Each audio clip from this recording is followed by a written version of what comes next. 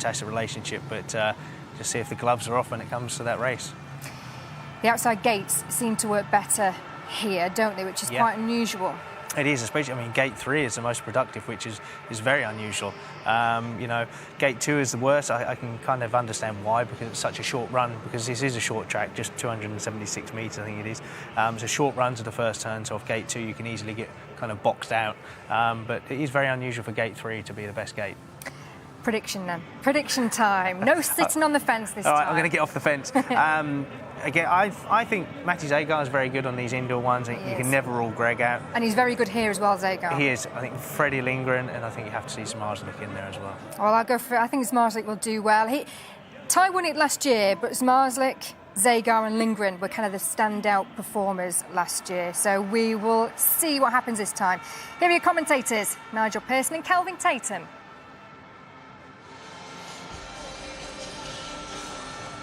Here we go in the PGE Narodowy Stadium, the Lotto Warsaw FIM Speedway Grand Prix of Poland. 3 world champions. What a lineup. Nicky Pedersen, Greg Hancock, Chris Holder, and a world under-21 champion, Maciej Janowski, as MBE alongside me. Former England World Cup winner, World Long Track champion. And what a lineup, and what a way to start tonight, Kel. Well, fabulous lineup for the opening race. In truth, when you look at every heat, it's quite special. But with Pedersen and Hancock on the inside 2 gates, there's no doubt that there could be some little bit of argy-bargy there right from the word go going to the first corner. Pedersen needs a big night. Certainly does. Very, very below par display in Slovenia a couple of weeks ago. Yeah. You will notice the Kevlars of Maciej Janowski, the race replica race suit. Golub, who is not in the best of shape at the moment, we send him our very good wishes. Heat number 1, here we go in Warsaw. And it's a great start from Nicky Pedersen off the inside gate. He's made an absolute beauty. Watch out for Janowski charging around the outside. Here comes Janowski. Into turn 3, charges hard around the outside. That is a superb move. Maciej Janowski pulling off a bit of magic there. A battle at the back as well here, with Chris Holder now trying to get around the outside of Hancock. Right now, though, it's Janowski, Pedersen, Hancock and Holder going into the next lap. Janowski out in front, fabulous opening lap from him. Really did use the speed of his bike, middle of the track, and he's absolutely flying. Pedersen electing to ride tight, didn't really feel that he felt that he was in a position there to command the race, but Janowski just had the speed. Hancock back in 3rd, Holder working overtime out the back, but the race has got to belong to Janowski. That was a great move, and listen to the roar of the Polish fans here. Maciej Janowski, stunning start to the meeting for him. Such a clever move, had the speed, had the pace, blasted his way past Nicky Pedersen. Hancock in 3rd place. Holder tried absolutely everything there, but couldn't quite get past Greg Hancock. But what a start from Maciej Janowski. Home crowd absolutely delighted with that. The noise in here is fabulous. When a Polish rider hits the front, you can feel the old roof really having to have a strain, because the noise was just fantastic. Janowski was fantastic in heat number 1, roaring around the outside. Yep, Nicky Pedersen 2nd, Greg Hancock 3rd, Holder at the back. Janowski, who had an injury in the build-up to the season, but looks fully fit now, Kelf. Yeah, back to his best there. Great start initially from Pedersen. Pedersen electing to go to the inside. It's quite slick there. You can see there they've rolled the surface. And Janowski, who was trapped on the outside, really had only one decision to make, was to wind the throttle on. Bike was working great. Really needed that. You can see Golub on the back of his Kevlars there. Out of respect to the master, Thomas Golub. Down the back straight on the opening lap. Winding the throttle on, stretching the throttle cable. Bike working brilliantly in the middle of the track, powers himself to the front. Hancock and Holder working overtime for the minor placings. But heat number 1 belonged to Maciej Janowski. And after probably a slightly below par performance in Slovenia, 3 points to his name, he's chuffed with that. Janowski, of course, was mentored in many ways by Greg Hancock in the very, very early days of his career. And good point. Just walking through the pits earlier, actually on the back of his van, he's still got a Greg Hancock sticker. Yeah. Unbelievable. Well, he holds Greg in very high regard, and there's no doubt that he owes him a huge debt, because Greg took a big interest in Janowski in the early days. Heat number 2 and another fantastic lineup. Vacilik, winner of the opening round in Slovenia a fortnight ago. Tai Woffinden, twice world champion, in blue, gate number 2. Piotr Pawlicki goes off gate 3 in white, and Bartosz Zmarzlik off the outside in yellow. Again, yesterday, Kelvin, when we saw the draw, we went through the first 4 heats, and everyone is simply stunning, isn't it? It is. There's no weak links in this year's lineup at all. And as we go through the races, that will become apparent. Martin Vacilik on the inside here in the box seat. What a win it was for him on his return 2 weeks ago. Number 2 here in Warsaw. Great start from Vacilik off the inside gate. Now, Woffinden is going to try to switch up the inside.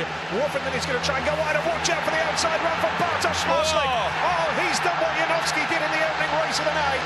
It's Bartosz Zmarzlik with the advantage. Vacilik is second, Woffinden third. The man in the back is Piotr Pawlicki right now. But what a move from Bartosz Zmarzlik. He did everything that Janowski did in the opener, and Woffinden really putting Vacilik under pressure. Yeah, Vacilik not quite sure where to ride after Zmarzlik came charging around the outside of him. He wants to move out, but he knows that Woffinden's just there. Woffinden, what a move for the former world champion. Steams up the inside of Vacilik. Pawlicki now back into it as well. Martin Vacilik having to work very hard to hang on to third place. Zmarzlik's away. He's got the race in his back pocket. Great move from Woffinden. Zmarzlik's going to take the win, though. 2 successive Polish victories here in Warsaw tonight. One for Janowski, one for Zmarzlik, but a very, very clever move from Tai Woffinden as well to nip up the inside and get the better of Martin Vacilik there in heat number 2. Good speedway race, that one. Battling away, all 4 riders really getting stuck in. Just to confirm the result for you for the second race of the night, Zmarzlik the winner, Woffinden was second. Martin Vacilik, actually, when he was passed by Woffinden, came under pressure from Piotr Pawlicki as well, but he held on for a point. Yeah. But a great move from Bartosz Zmarzlik in heat 2. Well, we didn't have a winner from gate 4 in the first round of this year's championship. And on the opening 2 heats tonight, both victories have come from the outside, but it's more about that swoop down the back straight, in truth. Janowski and Zmarzlik making a great move on the opening lap. Vacilik then has to work very hard, and I think during that race he's a little confused. He tried to work a little wider to generate more speed, but as a consequence, that's what happened. What a move from Woffinden. He pounced at the right moment. That unsettled Vacilik, and Vacilik actually did well to hang on to third place, but Zmarzlik delighted, rightly delighted, with his opening ride. Superb stuff from Zmarzlik. Great talent, young rider, great to watch. And here we have heat 3, Fredrik Lindgren off the inside in red. 16 big points in Slovenia. Leads the World Championship by order of ranking. 16 points, a stunning effort from Lindgren. He's been in great form all over Europe. Yeah. Started the season with the advantage of more meetings than many in the GP, because he's been tearing up the Premiership in Great Britain as well, with Wolverhampton. Maximum after maximum for them at Monmaggreen. He's off the inside. Mati Zegar goes off gate 2 in blue. Przemek Pawlicki goes off gate number 3 in white. And Emil Sayfutinov back in the GP. He's off the outside in yellow. He is, and a decent start for Sayfutinov with 12 points in Slovenia. He'll be happy with that. Decent return from him. Great effort from Freddie Lindgren. You're dead right. He is a form rider. He is scoring points everywhere right now, and keep your eyes on him on the inside. Przemek Pawlicki, brother of Piotr, coming out of gate 3, wild card. Quite a handy rider. Yep, heat number 3 it is then, and now what a start from Lindgren off the inside gate. Now what can Sayfutinov do off the outside? Cutting up the inside in white is Przemek Pawlicki, and Lindgren's gone wide. Now Lindgren is going to have to go even wider in the dirt. Can he get round the outside of Pawlicki? That allows Sayfutinov through. They're all bunched up, all 4 riders, but the lead here is with Przemysław, Przemek Pawlicki. Sayfutinov comes through into second place.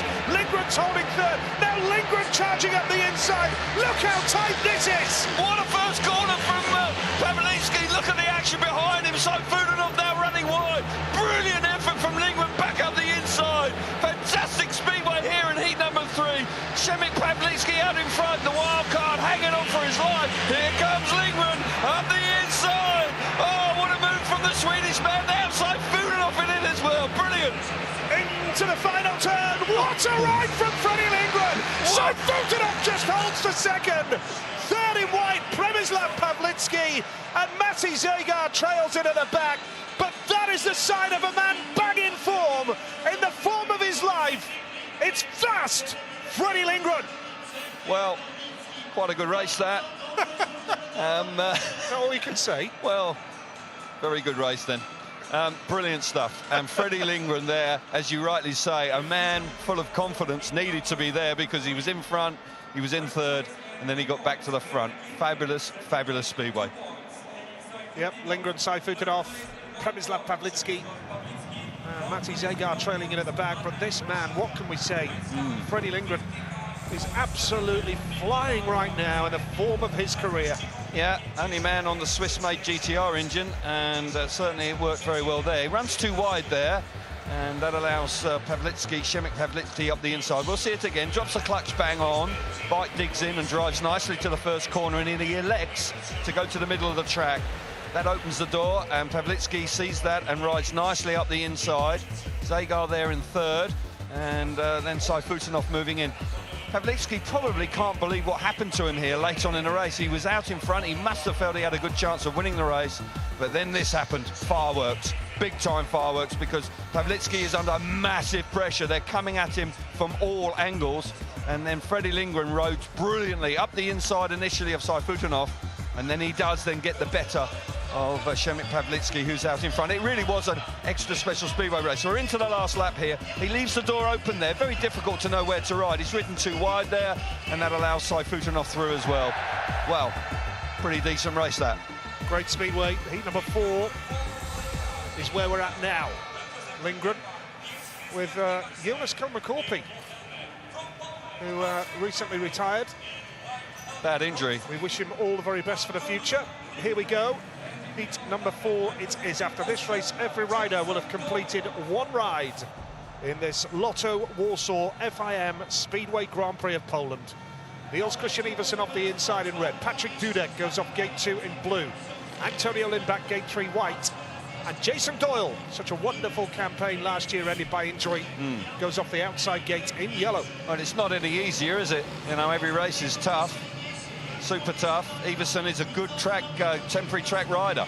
Got to say, he knows how to get the bike working. Dudek was very impressive in his opening Grand Prix, and Doyle made the final in Slovenia. He's on the outside. Yep, here we go then, heat number 4. Good start from gate number 2 from Dudek. That is a stunning start for him. Watch the man in yellow around the outside. Is there room here for Jason Doyle? No, he's going to try the switch. Up the inside, Jason Doyle. Now Dudek's going to go even wider here. Is there room? Not quite.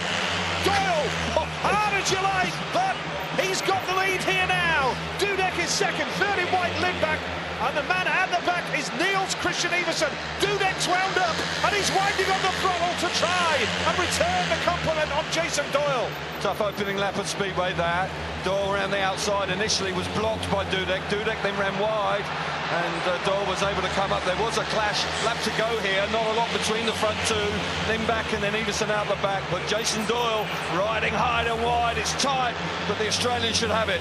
Well, he's going to just clamp it now and take the checkered flag. Jason Doyle of Australia. Wonderful ride from him. Really tough at one stage there. Dudek was there, and great respect as Dudek congratulates him there down the back straight. But that was a super ride from Jason Doyle, and it is great to see him back on top form after that awful crash in Torren last year. Reminder, we end the series this year in Melbourne at the Etihad Stadium on October the 29th. And for the benefit of our Australian viewers and everybody around the world, tickets are on sale now for that event. Doyle, Dudek in second place, Lindback in third. 4 heats gone, the race winners, Smarslik, Doyle, Janowski and Lindgren.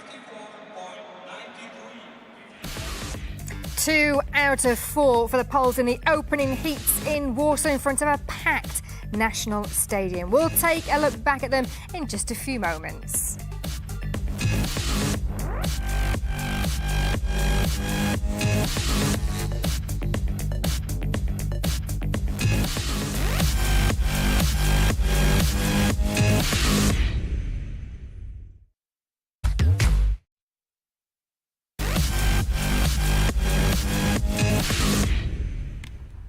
Welcome back. So first 4 races done in Warsaw. Scott, this is what we've been waiting for. It just shows you when you get a good track, good in terms of the riders, you can get some great speedway. Oh God, yeah, it's I mean, the first couple of races we thought, okay, Gate 4's done it twice and so on, and then Heat 3 just kind of blew all predictions right out the window. It was an absolutely brilliant race. And the noise in there, it must be incredible for the riders to hear that, but the noise you could hear over the racing, I'm sure they could there. Oh, and as a rider, when you go to the tapes and after, I mean, when you're in the race, you kind of zoned out, but no, in these indoor stadiums, it is a proper pressure cooker situation, and the racing is brilliant, but when you're on the track, it's only a short track, and you feel so under pressure of the riders that you don't get to rest. Some of the big tracks you can kind of, you know, switch off a little bit, but here you can see from the racing is that you cannot rest at all. You're inside, outside.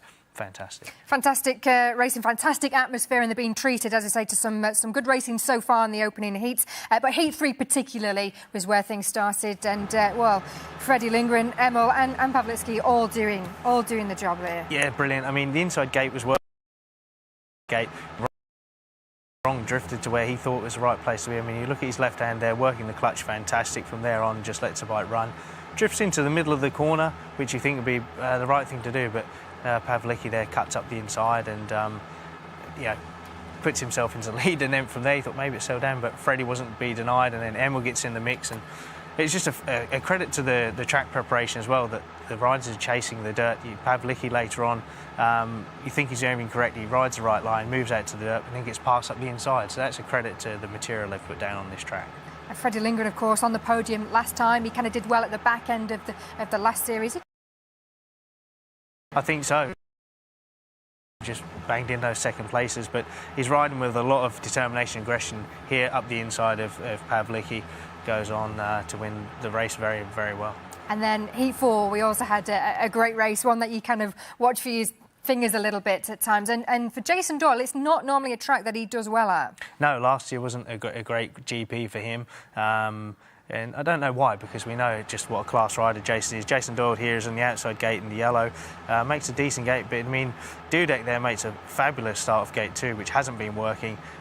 Moves Jason over there a little bit, but Jason reads that very well, cuts straight across the track. Just shows him the wheel enough, but it was a little bit hard here. I mean, Dudek possibly could have shot off, but he sort of clouts the fence. And then a fantastic battle at the back as well between Everson and Lindback. He really pushed him there, didn't he? He kind of showed him who was going to go in front here. He scored 4 points and 5 points respectively. As I say, he finds Warsaw a bit difficult. This year, as you say, he did so well, and just unfortunate, of course, not winning the World Championship last year. Doyle could be... I didn't really have Doyle in my top 4 for tonight, going off his previous record. No, but, you know, he made the final in the first round, and he's back out here. You know, he's a class rider, but like we said, we've seen with Ty Wolfenden before, he struggled a little bit on the indoor tracks, and all of a sudden something clicks. Maybe tonight could be the night where that happens for Jason Doyle, but more importantly, tonight, Nicky Pedersen looked a lot better in his first race, and in fairness, no riders looked off the pace tonight, which bodes well for a great night's racing.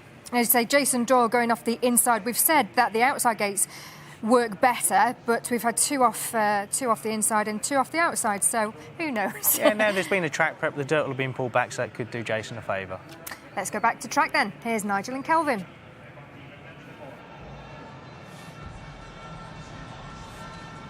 Here we go with Heat 5 then. Jason Doyle going off the inside, the win under his belt already. Nicky Pedersen, 3 times world champion, goes off gate 2 in blue. Martin Vasulik goes off gate 3 in white. And Przemysław Pawlicki goes off the outside in yellow. He was involved really in the thick of the action in his opening ride. He was. But couldn't see it through. And I think that's the way the meeting's going to go. We're going to see plenty of passing here tonight. I'm pretty confident of that as we build up to heat number 5. Can Doyle do it again? I think he can. I think he's the sort of rider with the confidence to do that. Go back-to-back heat wins here. And we've got Chris de Gardel, the referee, in charge of tonight's meeting, a very experienced referee. He's now going to put the green light on. Here we go, heat number 5. Green light on, here we go. Good start from Doyle. It's a good one from Pedersen as well. And Pedersen has been shut wide here. Now nipping up the inside. Oh, it's very, very tight there. I thought for a moment Vacilik may just have got up the inside of Doyle. Doyle holds the line here.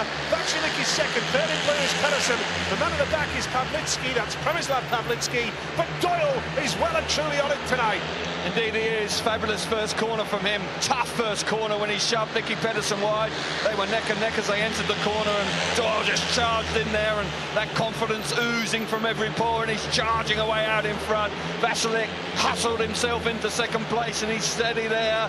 Nicky Pedersen back in third. Pavlitsky out the back, but Jason Doyle looking like he's going to go back-to-back wins. Heat 4, Heat 5, 6 points to his name. Great start to tonight's meeting. Well, it sets him well on the way to a semi-final spot as early as the 5th race of the night. Jason Doyle has done a great job. 2 rides, 2 wins, as Kelvin said there. 6 points, a perfect start. No wonder he punches the air with delight. Vacilik threatened briefly up the inside, but wasn't able to get there. And Nicky Pedersen in 3rd place. And it's tough out there for Przemysław Pavlitsky. He's been in 2 outings now and just has the 1 point to his name. But how tough is this lineup? Doyle, Vacilik, Pedersen and Przemysław Pavlitsky. And so far, Jason Doyle, 6 points out of 6. The perfect start for the Australian. Absolutely, and we'll see in the replays how he did it. It was tough going into the first corner, and he really meant business here. Pedersen makes a good start from gate 2 here. They're neck and neck. Doyle just allows the bike just to move off the inside a little bit, and that means that Nicky Pedersen then is pushed wide and finds himself at the back. Przemysław Pavlitsky there is in the wrong place on the opening lap here, finding himself trapped on the outside, and that allows Martin Vacilik not only to get into 3rd place, he then actually takes advantage of Nicky Pedersen. Doyle out in front, really looking good, and 6 points to his name from 2 consecutive races, as you rightly say, Nige. He's only possibly 2 points away from making the top 8 in the semi-finals, but he'll be looking for more than that. Of course he will, absolutely right. Heat number 6 coming up here. And in red is Patrick Dudek. Freddie Lindgren, who was so impressive in his opening ride, is in this one as well, off gate number 2. It's quite a, well, I'm going to stop saying it's quite a lineup, because every race is, such as the nature of this World Championship this year. It is. And there's no doubt that we are going to be spoiled throughout the season when we've got such a strong lineup. Heat number 6 then. Dudek off the inside, Lindgren going off gate 2 in blue, Greg Hancock gate 3 in white, and Piotr Pavlitsky, a permanent member of the Grand Prix field. He goes off the outside in the yellow helmet. This then heat number 6, and who would have thought that in Slovenia the leaders in that meeting would all have come from the Grand Prix Challenge qualifier. Yeah, extraordinary start. Yeah, it was indeed. Pavlitsky's are having a hard night, the brothers, so far. Just 1 point between them from 3 outings. His brother now, Piotr Pavlitsky, on the outside, needs to find something. Freddie Lindgren in gate 2 was fantastic in his opening ride. What will he get up to this time? And what can the reigning world champion Greg Hancock do from gate number 3? It's a good start from the inside gate here from Patrick Dudek. Lindgren's gone wide. Oh, and Hancock's been squeezed to the back. Now Lindgren is coming out strong, and Hancock's gone down in the third wheel turn. Taken away. Yeah, well, that'll be interesting now. Piotr Pavlitsky and Greg Hancock. And Krista Gardell has his first decision of the meeting to make now. Pavlitsky just diving up the inside of the world champion there and clipped him on the way through. Just took his front wheel away from him as he went in. Greg's up and about, that's good to see. Tapes up. Away they go towards the first corner. Lindgren there just charges in there. That allows Dudek just to cover the inside, and he's hit the front. Pavlitsky, I think that Greg's going to go there, unfortunately, because Pavlitsky is actually in front of him all the way down the back straight. Runs in wide. He does actually leave little room for Greg Hancock, but I think it will be the world champion that goes. It is.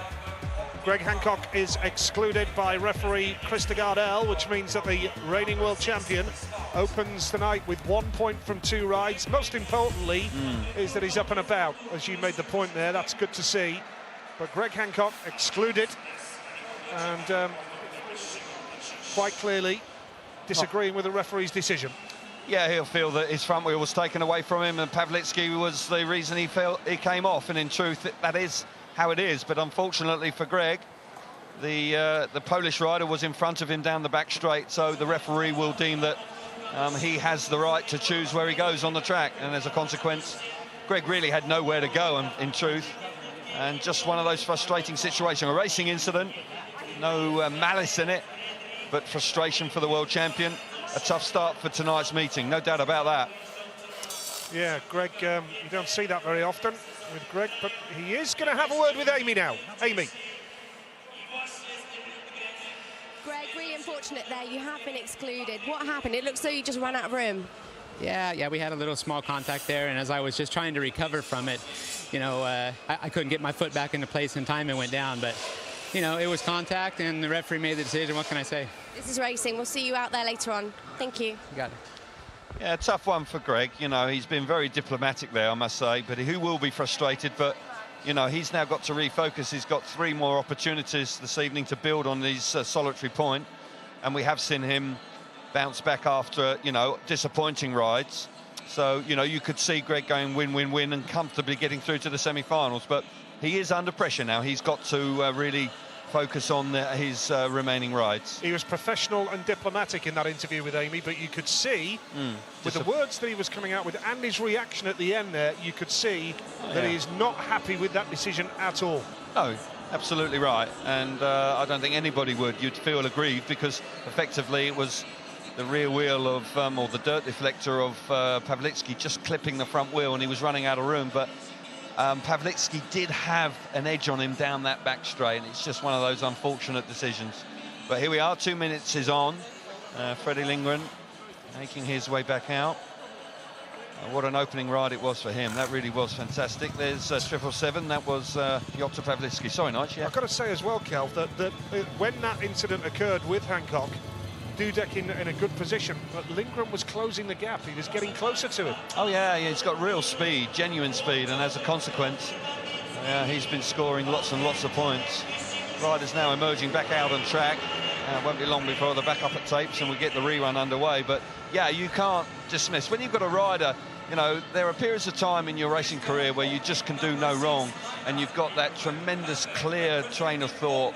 You see the green light clearly, you react brilliantly, your head's not full of rubbish, and confidence is high, and Lindgren is quite clearly in that place right now because he's riding so well.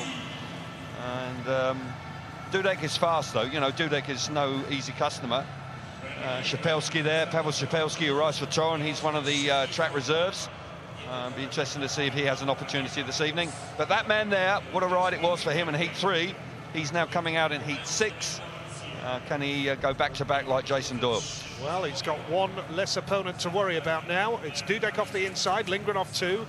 No rider off 3, Greg Hancock excluded, and you don't see that very often in Grand Prix Speedway, or any level of Speedway, actually, down the last 28 years. Piotr Pawlicki goes off the outside in yellow. This is heat number 6 then. So far, Jason Doyle, 2 rides and 2 wins. And Freddie Lindgren off the inside is looking to do exactly the same thing. He's off gate number 2 in blue with Patrick Dudek, who made a good start and was in a good position early on there when the race was stopped. He's off the inside gate in red. Here we go, the rerun of heat number 6, and Dudek's done it again. He's dropped the clutch ahead of the rest, and Lindgren will try the inside run. Now, can Pawlicki come around the outside? Freddie Lindgren goes mid-track. He's going to try to cut up the inside, but Pawlicki's not done yet either. Dudek has the lead. It's Freddie Lindgren in 2nd spot. 3rd in yellow, putting pressure on is Piotr Pawlicki, but Lindgren holds on for 2nd. He's having to work hard, though, because Pawlicki looks very threatening back in 3rd place. He's hugging the inside and keeping the Swedish rider right up to his work. Look at Patrick Dudek. How fast is he out in front when you consider the speed that Lindgren had in his opening ride? The young Polish rider really is flying out in front. Pawlicki and Freddie Lindgren with a lap to go, working hard to keep that 2nd place his. Dudek's got the win here. He's impressive out in front. Yeah, leading comfortably here, Patrick Dudek. Freddie Lindgren 2nd. 3rd in yellow is Piotr Pawlicki. It's another Polish winner here in Warsaw. Patrick Dudek takes a checkered flag. 2 points for Lindgren, 1 for Pawlicki. 3 riders only after the exclusion of Greg Hancock there. But a great ride from Patrick Dudek. His first full season of Grand Prix Speedway. Impressive. And a great addition to the series as well. Here's the result of heat number 6. It's Patrick Dudek, the winner, with Freddie Lindgren second. Piotr Pawlicki third. No points for Hancock. And overall now, after 6 heats here in the PGE Narodowy Stadium, it's Dudek on 5, Lindgren on 5, but the leader, Doyle, unbeaten on 6 points so far. Yeah, great stuff from Dudek and Lindgren there for 2 different reasons. Dudek had the pace and was able to be reasonably comfortable in front, enjoying himself, the bike really hooking up and just gently easing away from Freddie Lindgren. We're seeing it again. Great start from the Polish boy. Just for a moment there, I just thought Lindgren might have been able to get up the inside, but Dudek had it all covered. Again from the tapes. His legs just wrapped around the engine, the bike charging towards the first corner. Easy to identify Mr. Dudek with those green wheels, fluorescent green wheels, and he was very quick out in front. But Lindgren here didn't quite have the pace that he had first time out. And he had to ride a little defensively here because Piotr Pawlicki, desperate for points, was plugging away around the inside. And in truth, as the race came to its conclusion, the Swede had to ride defensively. But Dudek didn't, because he had plenty of pace. And I've got to say, in the first couple of Grand Prix rounds this year, he's looking very impressive. Yeah, very much so. And what a night ahead for our UK viewers at the Principality Stadium in Cardiff on July the 22nd, the British Grand Prix. That is going to be some night in Cardiff, 22nd of July. Get it in your diary, get along there if you can. It's going to be one heck of a British Grand Prix on that night at the Principality Stadium. Here we go with heat number 7 here in Warsaw. And your lineup across the inside is Matti Zagar, failed to score in his opener, so did Niels Christian Iversen off 2. Ty Woffenden goes off gate number 3 in white, and another man who failed to score in his opener, Chris Holder, the 2012 world champion. He goes off the outside gate in yellow. So a big race here, riders needing points, even at this early stage of the meeting. Heat number 7 it is. It's a good start from the inside gate. Matti Zagar holds the line now. Woffenden tries the inside switch. What a move from Ty Woffenden. Watch out for Iversen as well. He's coming hard around the outside in blue. And Iversen, has he done enough? Woffenden has held the line. That's a clever move from Ty Woffenden. He must have eyes in the back of his head. Iversen up the inside now. He's coming on strong. Third in red is Matti Zagar. At the back is Chris Holder. But Woffenden just about holding on to the lead. Yeah, he's having to ride very cleverly here, and he has done, and that's enabled him to get to the front because Iversen looks like he might be a touch quicker. Woffenden riding the outside line, the inside line. He's trying to cover every move that the Danish man can work behind him. Zagar in 3rd place, running wide, and Holder out the back. Woffenden in front, but Iversen is working really hard. Great Britain's Ty Woffenden is going to take the checkered flag here in Warsaw. It's a win for Woffenden. 2nd place in blue, Niels Christian Iversen. And 3rd in red, Matti Zagar. Disappointment for Chris Holder again. Yet to score from 2 outings, and he's a much, much better rider than that, Chris. But Ty Woffenden, victory under his belt there, puts him on to 5 points. He missed the semi-finals in Slovenia by a point a fortnight ago. His league form, he's been getting 8s and 9s. Just needs to step it up a level or 2 by his own admission in the media this week. Woffenden moves on to 5 points then from his 2 rides so far. Iversen gets a couple, Zagar gets 1, and Holder still yet to score. Yeah, good start for Woffenden. He's not at his best. He admitted that in his interview pre-meeting, but there's no doubt that he's made a good start to tonight's meeting. Gate 3 not ideal. 2 boys on the inside, 2 starts run very wide, leave the door wide open, but then Iversen shows great speed, and then Woffenden had to ride quite hard in that bottom corner on the opening lap to slam the door shut in front of Iversen to make sure he doesn't come round him. Battling out the back is Chris Holder, and Holder with 2 rides under his belt now with no points to show for it. He's having a hard time, the Australian, but 5 points from gates 2 and 3. Not a great draw, in actual fact, for the former world champion, Woffenden, but they'll be satisfied with that. Yes, coming up, heat number 8 here. Emil Sayfutinov is the rider in white, the Russian Rocket. What a rider he is. It's so good to see him back in the Grand Prix campaign. Susie, his manager, in the pits, watching on nervously, no doubt. Yeah, I'm pleased to see him back. He got 12 points in Slovenia, and it was a really good. He got better and better as the night went on, and just slipped out in the semi-finals. He went third, second, win, and then just missed out. But Saifutinov is back, and it's good news. Yep, Janowski off the inside, and what a ride it was from him in Heat 1. He's had a long wait for his second ride. Yeah. Bartosz Smarslik goes off gate number 2, a win for him in his opener. Emil Saifutinov gate 3 in white. And Antonio Lindback from Sweden goes off the outside in the yellow helmet colour. This is Heat number 8. Rider will have come out. Jason Doyle in great form, watching on from the pits area. And two wins from 2 rides for Doyle so far. This is Heat number 8 here in Warsaw. And it's a good Janowski. Something's got to give here. Oh, goodness me. And now Lindback in yellow, charging hard around the outside. Lindback now comes around the outside of Bartosz Smarslik, but the lead is with Maciej Janowski from Antonio Lindback. From the man in blue, Bartosz Smarslik, and look at Lindback, still coming strong, putting pressure on Maciej Janowski, having a real go here, and Saifutinov's knocked down in the back. Here comes the man in blue, Bartosz Smarslik. Oh my goodness, this is breathtaking, and the man in blue, Bartosz Smarslik, comes through. Antonio Lindback once again round the outside of Smarslik. Now Saifutinov on the inside, 3 abreast as they go into the last lap. Janowski looking like he's going to win his second race of the night. In second place, Smarslik comes through, hanging on for second place. Fabulous action throughout the 4 laps. Maciej Janowski gets the win. Whoa. Second place goes to Bartosz Smarslik. Saifutinov desperately tried to get Lindback on the line. But that was spectacular speedway. Wow. In Heat number 8. And the Poles are loving it, and quite rightly so. Maciej Janowski, Bartosz Smarslik. Tell you what, you've got to fancy them for the Monster Energy Speedway World Cup, haven't you? It's in Leszno, it's in Poland, the final. They're straight through to the final. They are going to take some stopping in the World Cup in July. Janowski, Smarslik, Lindback and Saifutinov at the back. 2 rides apiece, 6 points each for Jason Doyle and Maciej Janowski. And on 5, it's Dudek, Smarslik, Lindgren and Woffenden. He hasn't had the best of starts of the season, full stop, and we know just what he's capable of, 2012 world champion. But you know, if you're slightly off point in this Grand Prix series with the lineup we have, it's really going to be highlighted. And Holder, he's been in the mix. He hasn't been tailed off at the back, but he just hasn't been in the right place at the right time, and no points. He's got a very big uphill battle now to make the semi-final. Yeah, he's got a lot of catching up to do. He was in the final here last year. Incredible. Yeah.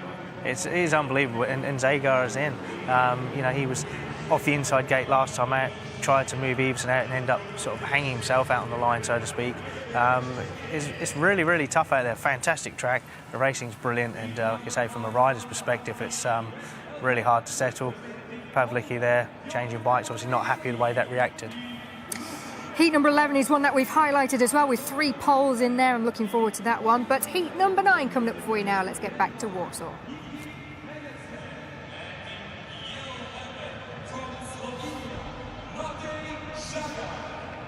Here we go with Heat 9 then. Piotr Pawlicki going off the inside in white. It's been a tough night for him so far. In red, I should say. It's been a tough night for him so far. Antonio Lindback, gate 2. Gate number 3 is Nicky Pedersen, 3 points to his name. And Matti Zagar, a tough night for him so far off the outside in yellow. Well, it is, isn't it? With the strength of lineup here, you know, somebody's got to drop points. And when you see the names against the point scores, there's no doubt that there's plenty of work to do, and Zagar needs to pick up his work. He had a good, solid opening round in Slovenia. I'll be pleased with that, but so far this evening it's been difficult. Jason Doyle there, keenly looking on his monitor. Sat down in the pits waiting for his 3rd heat, which will be coming up reasonably soon. But Pawlicki on the inside was good last year, very good. Captained the World Cup team to success in Manchester. Brilliant effort from the Poles there. Needs a good start on the inside. Yep, the heat number 9, Bartosz Smarslik watching on. Here we go then. Mr. Gardell puts the green light on, and it's a great start from Piotr Pawlicki on the inside gate. Zagar's gone to the back as Lindback now is going to try and come around the outside of Pedersen. Oh, and now coming through. Oh, and Pedersen's gone down. Zagar charged through. Nicky Pedersen has gone down, and we've got the red flags, the red lights are on. And Krista Gardell has got another decision to make here.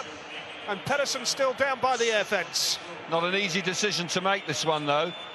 Zagar made that move. The door was open because Pedersen went very wide to block the move from Lindback down the back straight. See Pedersen there, runs very wide, right across in front of Lindgren. That opens the door, and then Zagar comes steaming up the inside. I think Zagar will go. Well, I'm not so sure. I'm not so sure. Oh. Nicky's kind of come back there because he's realised that he's too wide. Yellow's gone. Okay. Matti Zagar is out. So Matti Zagar is adjudged as the cause of the stoppage by Christer Gardell. I think he's a little bit unlucky there, you know. All about opinions. Yeah, but when you see what Nicky Pedersen did down the back straight, slamming against the fence nearly to stop the run of Lindback. The door was wide open, Zagar gets in there, and then Pedersen's almost leaning into the back of Zagar. You see him here, he reacts, he's looking for, there's a lot of track for him to ride on there, and he's trying to come back to the inside to cover the move that Zagar's already made. Take your point, it's a good point you make. I think Zagar's unlucky. That angle doesn't look good, but when you look at it slightly earlier, tough one, could go either way. Well, Christer Gardell has made his decision. Nicky's going to get up, head back towards the pits area. I tell you what, it's a tough night for Zagar now. It is. You know, 1 point from 3 rides. Almost certainly. Well, he won't make the semi-finals now. The best he can do is 7. And after such a good display in his home country 2 weeks ago, he will be really disappointed with that, and he'll be frustrated. I don't know if we'll be able to talk to him. We rarely hear from him, in truth. But it would be interesting to see what his version of that incident is. Yeah, it would be interesting. I'm not quite sure that we'll get a reaction out of Matti. Maybe we will, but two sides to the story there. My gut reaction when I saw the initial incident was that he would go. But you make that point, Kelvin, as an opposing view, if you like, about the way Nicky almost invited Zagar up the inside by going wide. Because he made such a big move to stop Lindback, and then he realised that Zagar was there and tried to come back across and clip the back of him, but Mr. Gardell... Well, we have got Matti Zagar. Let's hear his version of events now. Here is Amy. So, Matti, I think most people want to know what your version of events. What happened out there? I know reactions like this make me sick, you know, because you can see obviously he saw me coming and he just put the leg onto my bike, so I touched him, but he could easily move. Tough. It's been a tough... Yeah, I don't want to comment no more. I said what I think. Thanks, Matti. Thanks for talking. Well, understandably frustrated. Understandably. It could have gone either way. Nicky Pedersen, he's a wily character, Nicky Pedersen. I think he knew exactly what he was doing there. Well, he's back for the restart. Nicky Pedersen, he's got 3 points from 2 rides so far. He's got the opportunity to add to that now. But for Matti Zagar, that is such a big decision in the context of his evening. Absolutely. He was into second place, looking like going to pick up 2 points and giving himself, if he'd finished there, of course, he would have then been in a stronger position to make the top 8.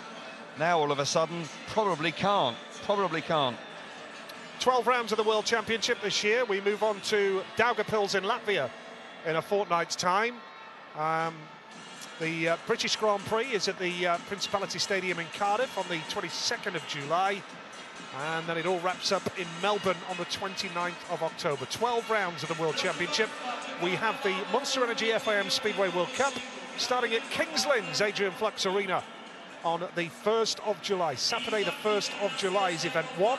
Then we go to Vastavik in Sweden for event 2 on the Tuesday, and then it's Leszno back here in Poland, Leszno on the Friday and the Saturday, the race-off and the final. And it'd be good to go back to Leszno. We've seen some good Grand Prix down there. We have. Down the years. And a World Cup. And a World Cup. Yeah, we've seen some superb speedway there. It's a great speedway track. Older stadium, real hardcore speedway stadium, but nonetheless generates fantastic atmosphere. And having ridden there and commentated there, it will be a pleasure to go back for the World Cup this year. Nicky's in a rush, but he has got over a minute of the 2-minute time allowance. John Jorgensen, the former rider there. Yeah, ex-teammate of mine. Just over a minute, plenty of time, no problem. That was Coventry, wasn't it? Yeah, with Coventry, we won 2 league titles together in Britain. And fondly remember them. Always good to see John. He's been involved with Nicky on and off for some considerable time now. Yeah, and we wish Coventry all the very best for the future. Their stadium unavailable this year, but we sincerely hope a resolution can be found there and the Bees can buzz back into action in March next year. Fingers crossed. Right, back to heat number 9 here. 3 riders only. Let's just confirm the lineup for you. Piotr Pawlicki off the inside in red, Antonio Limbach gate 2 in blue, and Nicky Pedersen goes off 3 in white. Zagar will sit this one out, and it was great that we got a reaction from him. Yeah, it was. Well done to Amy, because we very, very rarely hear from Zagar, and clearly very frustrated. He just about kept it together there. He had to turn away before he said something he shouldn't, but fair play for him to come. Doesn't normally stop you. Okay, all right. Well, you know, I haven't got the same discipline as Mr. Zagar. No, you haven't. Right, heat number 9, here we go then. Green lights on. Great start from Limbach, but what about that from Piotr Pawlicki? He holds the inside line. Now Nicky Pedersen will try the inside run, but Limbach's got plenty of speed. Oh, he's got wide, and that allows Pedersen through into second spot. Piotr Pawlicki has the lead. Surely there's no way for Pedersen or Limbach. Now Limbach on Pedersen. Oh, that was ruthless. Talk about time. He's not happy, Pedersen. He's not happy. I'll tell you what, the end of this race will be interesting. Yeah, will be. What a move from Antonio Limbach. Clearly unhappy about the move that Pedersen put on him on the early part of the race, and Limbach then had more speed and was able to get up the inside. Piotr Pawlicki, though, he doesn't care about that because he's away out in front. He desperately needed points, and these 3 points that potentially he's going to get, he's on the last lap, will be very useful indeed. Tough speedway out there tonight. Ruthless. But what about this from Piotr Pawlicki? He's had a tough night so far, but he's got his first win on the board. It's a 3-point return for Pawlicki. Puts him on to 4. Nicky Pedersen just rolls over the finish line for a point. Antonio Limbach may be viewing that as a bit of payback time. I don't know, I'm not a rider, I'm not an ex-rider. But just watching from the outside, maybe that was a bit of payback time from Antonio Limbach after the move from Nicky in the previous race. Who knows? Right, the result of heat number 9. Piotr Pawlicki the winner, Antonio Limbach was second, with Nicky Pedersen in 3rd place. And what that means is that Pawlicki moves on to 4 points, Nicky Pedersen is on 4 points, and so is Antonio Limbach. So it's getting very, very tight in the battle for the top 8 here. Indeed it is, and a timely win there for Piotr Pawlicki. He makes a good start from the inside, holds the inside. Look how tight he is. He had the front wheel right over the curb. Here we see Nicky Pedersen and Antonio Limbach. Antonio Limbach there actually just lifts too hard, and that allows the bike to run wide there. That's the key moment. Just momentarily losing control of the bike, and that allows Pedersen to come up the inside. And Antonio Limbach then has to take avoiding action, but Pedersen then leaves the door open. And Antonio Limbach, who'd squared that bottom corner off, wheels in line, had more speed, and came charging up the inside, and Pedersen does quite well. Not happy at all, but bottom line... If Pedersen went there, what would the decision have been by the referee? If he went down, what would have happened? I think the referee may have not looked very kindly on Mr. Limbach. You know, if he's going to stick consistently, Zagar was in the same position that got excluded in the initial stagings of that race. But fortunately that didn't happen, but not happy, but tough racing out there. There'll be plenty more of that over the course of the next few months, you can be sure of that. Guaranteed. Guaranteed. Yep. Greg Hancock, 1 point from 2 rides. The reigning world champion is off the outside gate in yellow. Needs points here. Won't be easy from gate 4. He'll need one of his trademark traps. Emil Seifudenov off the inside. Martin Vasylik, gate 2. Niels Christian Iversen, gate 3. And that man, Greg Hancock, off the outside in yellow. To be fair, he gave an interview when he was excluded earlier as well. Full credit to riders when things have gone against them. Still prepared to give their version of events in a professional manner. Good stuff. Heat number 10 it is then. PGE Narodowa, the national stadium here in Warsaw, Poland. Round 2 of the World Championship. Tate tries, and it's a great start from gate number 2, and Martin Vasylik. Hancock's at the back. What can Hancock do about this now? He's just slotted through into 3rd, but Iversen's come back at him. And now here comes Seifudenov putting the pressure on Vasylik. It's Vasylik the lead, Seifudenov 2nd, Iversen is 3rd, and Hancock is trailing at the back. It's just not going the way of the reigning champion tonight. No, it's not. It's going the way of Martin Vasylik in this race. Gate 2 worked a treat for him. He's got speed again here, you know. They must have tweaked the bike. He's looking good. Sayfutdinov, who's had to work hard for points tonight, he's in second, but he's got pressure, a lot of pressure from Iversen, who's got the better of the world champion. Keep your eyes on Iversen. He is charging hard in third place. Vasilik's got this with a lap to go. Sayfutdinov needs to work hard to hang on to second place. Yeah, this will put Vasilik onto 6 points to continue his fine run of form after his victory in Slovenia. Kirschko it was 2 weeks ago. He's got a win under his belt in heat number 10. Emil Sayfutdinov, that was a big second place for him as well. He needed that. He did. Iversen in third, still hanging on in there with hopes of a semi-final place. But Hancock now can only score 7 points, which may well rule him out of the semi. We have seen riders qualify on 7 on a countback system, but not very often. So it's not looking good for the reigning world champion here in Warsaw tonight. Vasilik the winner, Sayfutdinov second, Iversen third, and Greg Hancock trailing in at the back. I did say it wouldn't be easy from gate 4, and so it proved for Hancock. But for Vasilik, 6 points from 3 rides now, and that was a big, big win for the Slovakian. It was, and he's backing up that strong performance in 2 weeks ago brilliantly, because this was a tough race. All 4 riders, in truth, were struggling for points, and he made a jet-propelled start out of gate 2, and such a great feeling that was, and really doesn't come under too much pressure. Just momentarily here, Sayfutdinov had a little bit of a nibble as they went into turn 3 on the opening lap. Looking at the world champion there coming from gate 4, just can't quite get the bike to the first corner. Just finds himself in the middle of the track and can't get the speed he wants. Must have been a frustrating race for the world champion. Iversen coming through into third place, but Martin Vasilik pumped up, raring to go. Good team, good bikes, rider in top form, physically very fit. I've got to say, we saw him in Slovenia. He is a racing snake of a man. He is in great condition, as is Jason Doyle. Fitness levels in the pits have gone up immeasurably in the last 5 years. Riders taking their job very seriously. Martin Vasilik, he's back. Yeah, he's got Simon Stead in his pit corner again tonight. Simon, who is the former Great Britain World Cup rider. He's Sheffield team manager in the UK as well. Speaking of the UK as well, we remember today the late Lee Richardson, 5 years ago today since Lee passed away. And our thoughts very much with the Richardson family on this day. We wish them well. Smarslik off the inside, Pawlicki going off to Chris Holder, yet to score a point. This is a huge race for Holder. He's off gate 3, and Patrick Dudek going off the outside. Heat number 11, another powerhouse lineup here. It is. Papa Dudek there having a look on. Clearly very nervous indeed. His boys on the outside. Here we go. Big race here then, and it's a great start off the inside and the outside. A stunning move from Patrick Dudek. It was a great start from Bartosz Smarslik in red. He made a stunning start, but what about that from Patrick Dudek? He's riding beautifully. Smarslik holding second spot. Holder is third. The man at the back is Przemysław Pawlicki right now. But what about this from Patrick Dudek in the yellow helmet? The way it's going, he's going to move on to 8 points. Well, he was quick in his previous ride, and he's proving so again here. Absolutely fabulous start. Hancock, the world champion, renowned for his starting ability, couldn't do it.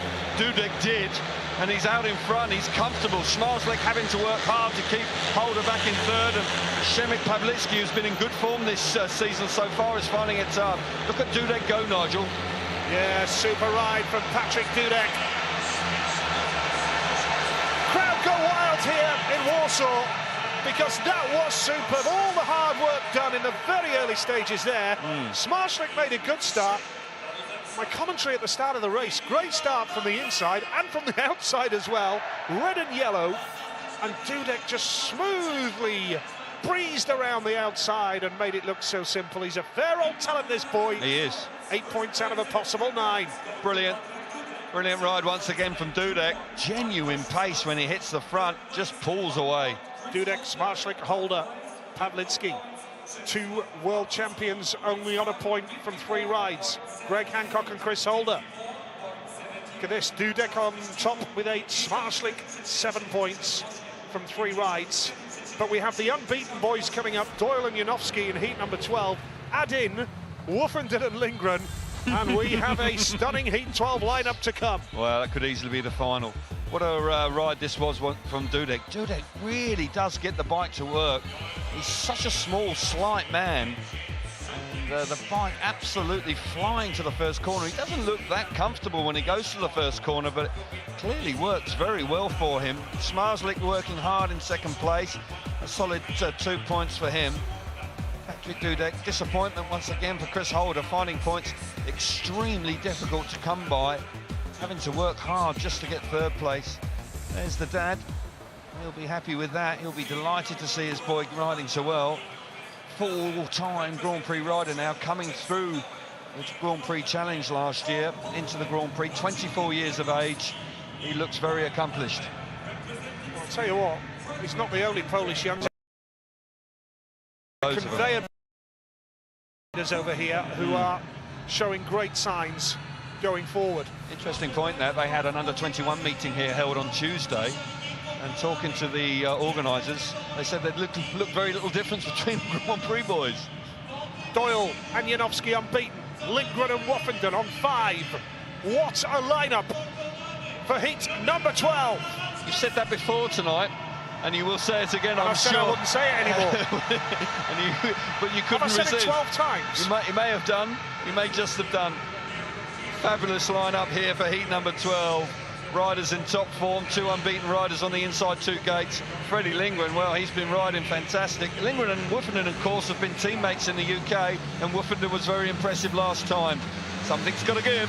Yep, heat number 12 it is, and it's a great start from Jason Doyle. He has made an absolute beauty.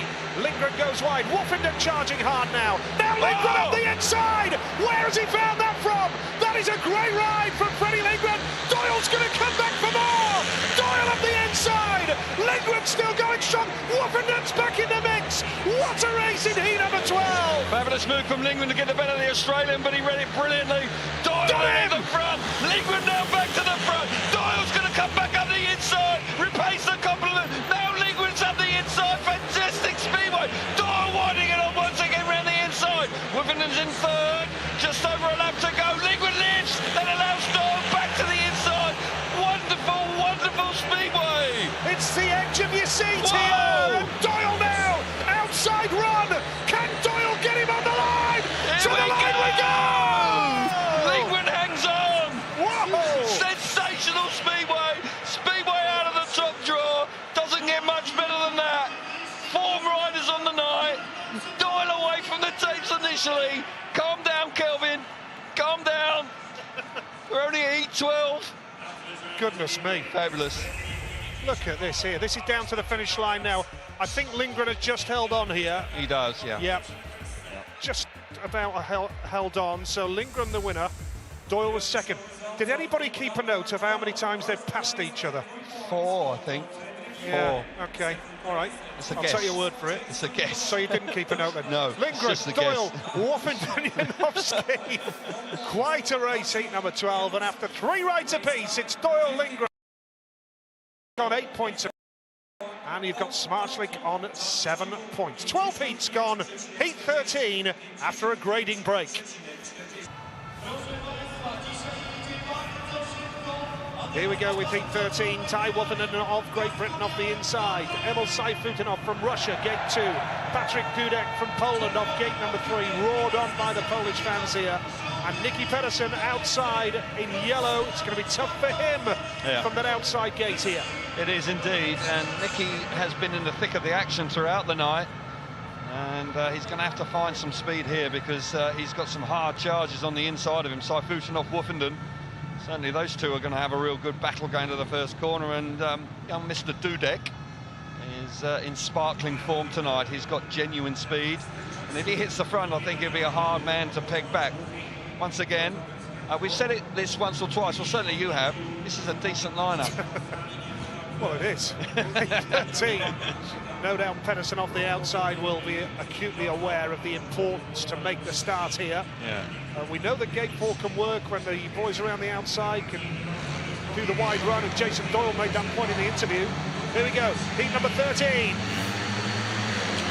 Good start from Woffenden off gate number 1. He's got into that first turn, but now watch out for Sayfutinov up the inside. Has Woffenden left too much room? He's coming back for more here.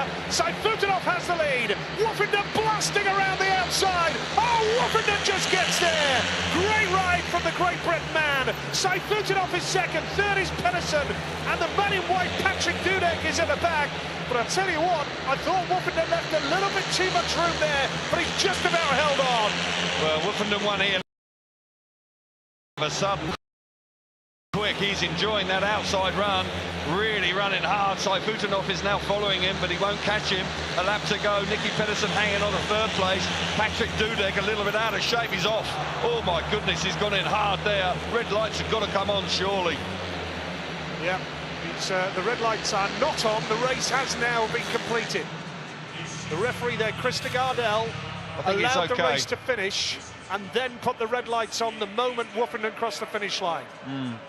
So I can only assume there then that the result will stand there anyway. Well, the race finished, didn't it? So it has to. Yeah, so, absolutely. Patrick Dudek getting too much grip, leg trailing, going into turn one on the last lap. What a ride from Woffenden. Yeah, exactly. What a ride from Tai Woffenden. Absolutely jet propelled around the outside. Must have changed the bike there because he hasn't been that fast so far this evening, and suddenly he just cleared off out in front. Sayfutinov had to copy him. Great gesture there from Woffenden, giving Dudek a lift back. Good to see him up as well. He went in hard there, really hard. Air fence doing its job. But Tai Woffenden, I repeat, won here last year. Looks like they may have just tweaked the bike a little bit. He was quick then. Yeah, he's on 9 points now. Woffenden, Sayfutinov and Pedersen. So Woffenden is heading for his first semi-final of the year. 9 points to his name. A superb victory. That inside gate worked nicely for him, but he still had work to do there, Kel, because Sayfutinov came through at one stage. Well, we'll see it now. It's a good start from the inside from the Great Britain rider. He allows the bike to go very wide in the first corner. He's very vulnerable there. Possibly just gets away with that. Just gets away with it. But then look at this. Riding out wide. Fantastic speed. Sayfutinov very nearly able to close the gap. He's driving hard and had to then hang on to the bike at the last moment when he realised that Tai was coming round the outside of him.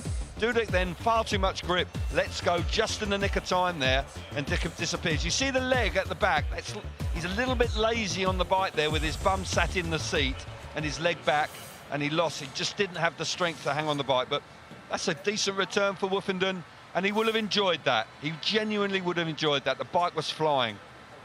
Yep, a little bit of running repair work now on the air fence. The airbag was punctured quite clearly with that incident with Patrick Dudek, so a little bit of a delay now while the repair work continues here.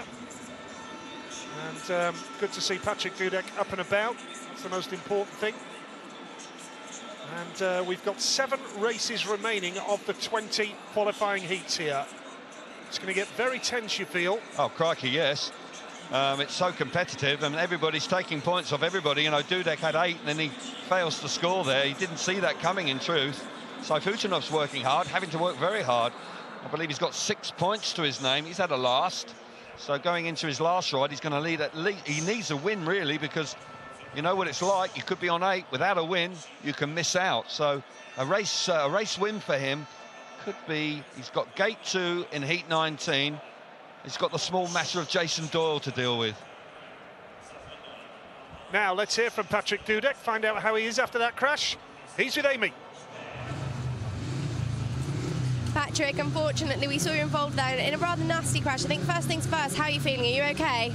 Yeah, everything is okay. There was too much material in the outside and I had good speed and so crash. But it's okay, yeah, I'm fine.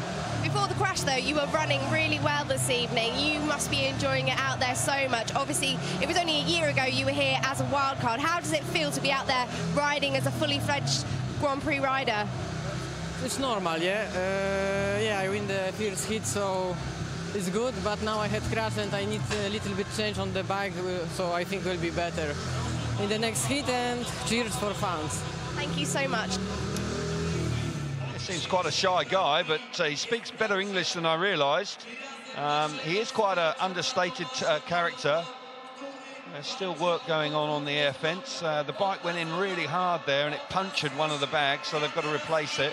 Yeah, it shouldn't be too long now, Kel. No. Just looking at it.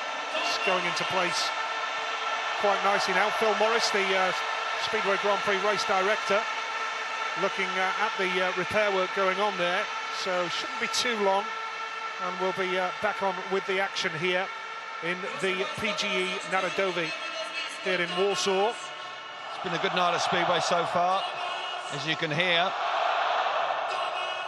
The centre green announcer whipping up the support for Tomasz Golob once again. Great tribute to Golob here pre-meeting. See the accident again. Just see the leg going back there, and he sort of sat in the bike, and bike gets away from him. He can't hang on. They're lifting, actually going into the corner with your leg back. There's only one winner there, and that's the bike. And he had to let go. Fortunately, he got off the bike just in time. Yep, good that he's okay. That's the most important thing. Marek Cieślak, the Polish national team manager. What a career he's had. Yeah. He has made some really big decisions in a country that takes Speedway so very seriously, and everything he touches turns to gold, because he actually sacked Janowski last year after the qualifier. He then, Piotr Pawlicki, made him captain.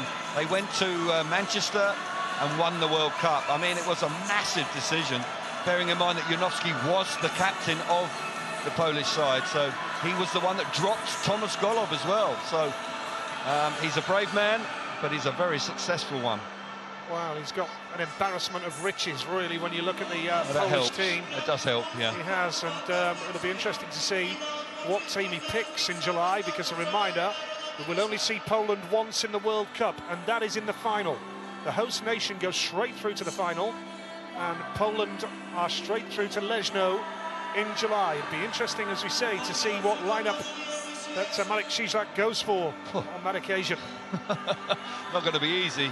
Got to believe that Dudek will be part of that. I'll tell you what I've noticed as well, Cal.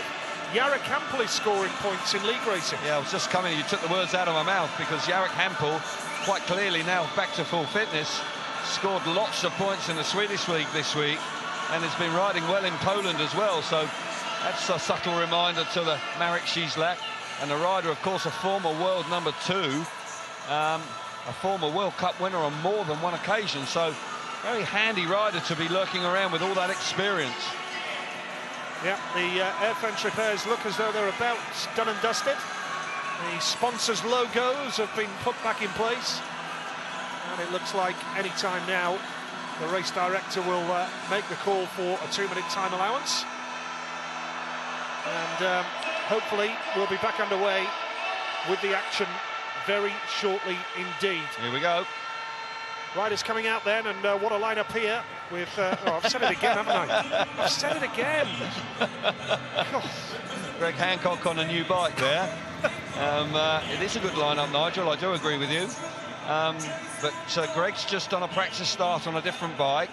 Hasn't been his night. He's had an exclusion and has found points generally quite difficult to come by. So the world champion has got to salvage something now. Every world championship point counts to the total. If he could win his last 2 rides, even if he doesn't then make the top 8 this evening, 7 points, well, it wouldn't be a disaster.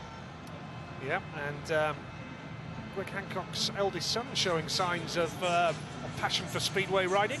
He loves it, doesn't he? Very much like his friend and colleague Billy Hamill, the 1996 world champion. His eldest son, very, very keen on speedway as well. As we build up to heat number 14. And Mati Zegar is the man off the outside here. He had that decision go against him and gave his reaction to us.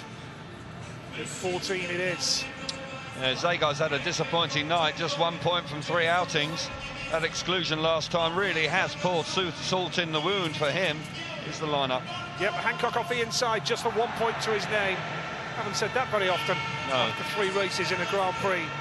Jason Doyle off gate number 2 in blue, Bartosz Marslik gate 3, and Mati Zegar, the Slovenian, going off the outside in yellow. Here we go with the 14th race of the night, and with Jason Doyle on 8, can he get 3 more points on the board to put him on to 11 points?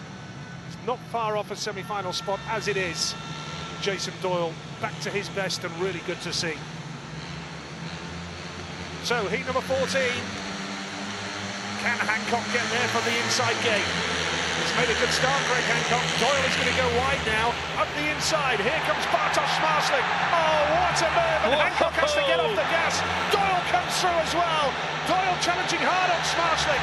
Hancock now battling to try and get past Doyle, but Doyle clamps him down. The lead here is with Bartosz Szmartlik in white. Second place is Doyle. That'll put him on 10. That'll do him nicely. Szmartlik will move on to 10, as things stand as well. And Hancock and Zagar destined to miss out on the semi-finals tonight. Well, Szmartlik must have watched Ty Woffenden, because that's exactly where he's riding, high and wide. And the move on the opening lap from the Polish boy to get the better of Doyle was fantastic. Hancock's working really, really hard in third place. Doyle is now having to ride defensively round the inside because the world champion is all over the Australian, but the race is all about Szmartlik, Nigel. What a ride from the Polish boy! Yeah, super ride from Bartosz Szmartlik. Jason Doyle in second. Both those boys have moved into double figures now. They're heading through to the semi-finals. Szmartlik punches the air with delight. It was a super move early on. Brilliant. And Mati Zagar, just 1 point from 4 rides now for the Slovenian. Disappointment, huge disappointment for him, but such is the strength and power of this lineup in 2017. It really is. Very, very tough out there. Szmartlik the winner, Doyle second, Hancock was third, and Zagar at the back. This is what it means now. 2 Szmartlik and Jason Doyle. 14 heats gone here, and you can put Szmartlik, Doyle and Woffenden into the semi-finals. Well, Szmartlik really turning on the style here, because Jason Doyle really just winding it on as he gets to the first corner. He makes that decision very early coming from gate 3, sneaks up the inside. Hancock there was caught in 2 minds and then gets beaten up down the back straight with riders going either side of him. Great move from Szmartlik in the first corner to tuck to the inside, gets the better of the world champion, pushes him wide, and then Doyle pounces as well. It's so tough out there. Hancock having no time to react. Doyle was there. Doyle then pushes hard, but Szmartlik on that high, wide line. Woffenden used it first. Szmartlik used it then in heat number 14 to great effect. And he moves on to 10 points with gate 2 in his last ride to come. But the poles are going good tonight. You just knew when you first saw Szmartlik ride he was going to be something special, didn't you? That wonderful display in Gorzów, his first Grand Prix appearance, and just felt, didn't you, the first time you saw him? Absolutely, and he's dealing with the pressure. There's high pressure in Speedway here, high expectations on riders, and Bartosz Szmartlik with his family around him, his father and brother in the pits, they do a great job. Antonio Lindback off the inside. Chris Holder goes off gate number 2, needs points. Freddie Lindgren goes off gate 3 in white, and Martin Vasilik is off the outside in yellow. Heat number 15 it is. Can Lindgren continue his stunning run of form? Lindback's worked hard for his points tonight. Just not been Chris Holder's night. Wrong place, wrong time. And what about Vasilik off the outside? It's a good start here from Lindback off the inside gate. Now Lindgren has gambled and gone so wide, and Holder now is going around their outside run, and now he's going to try the inside as well, Chris Holder. The lead here though is with Antonio Lindback. Can Holder come through? He can! And now Lindback's coming back for more on the inside. Holder now tries the outside run again and holds his line well. Second place Lindback, third is Vasilik, and Freddie Lindgren is in the back this time. Well, it just shows you how tough it is. Holder has struggled for points all night long.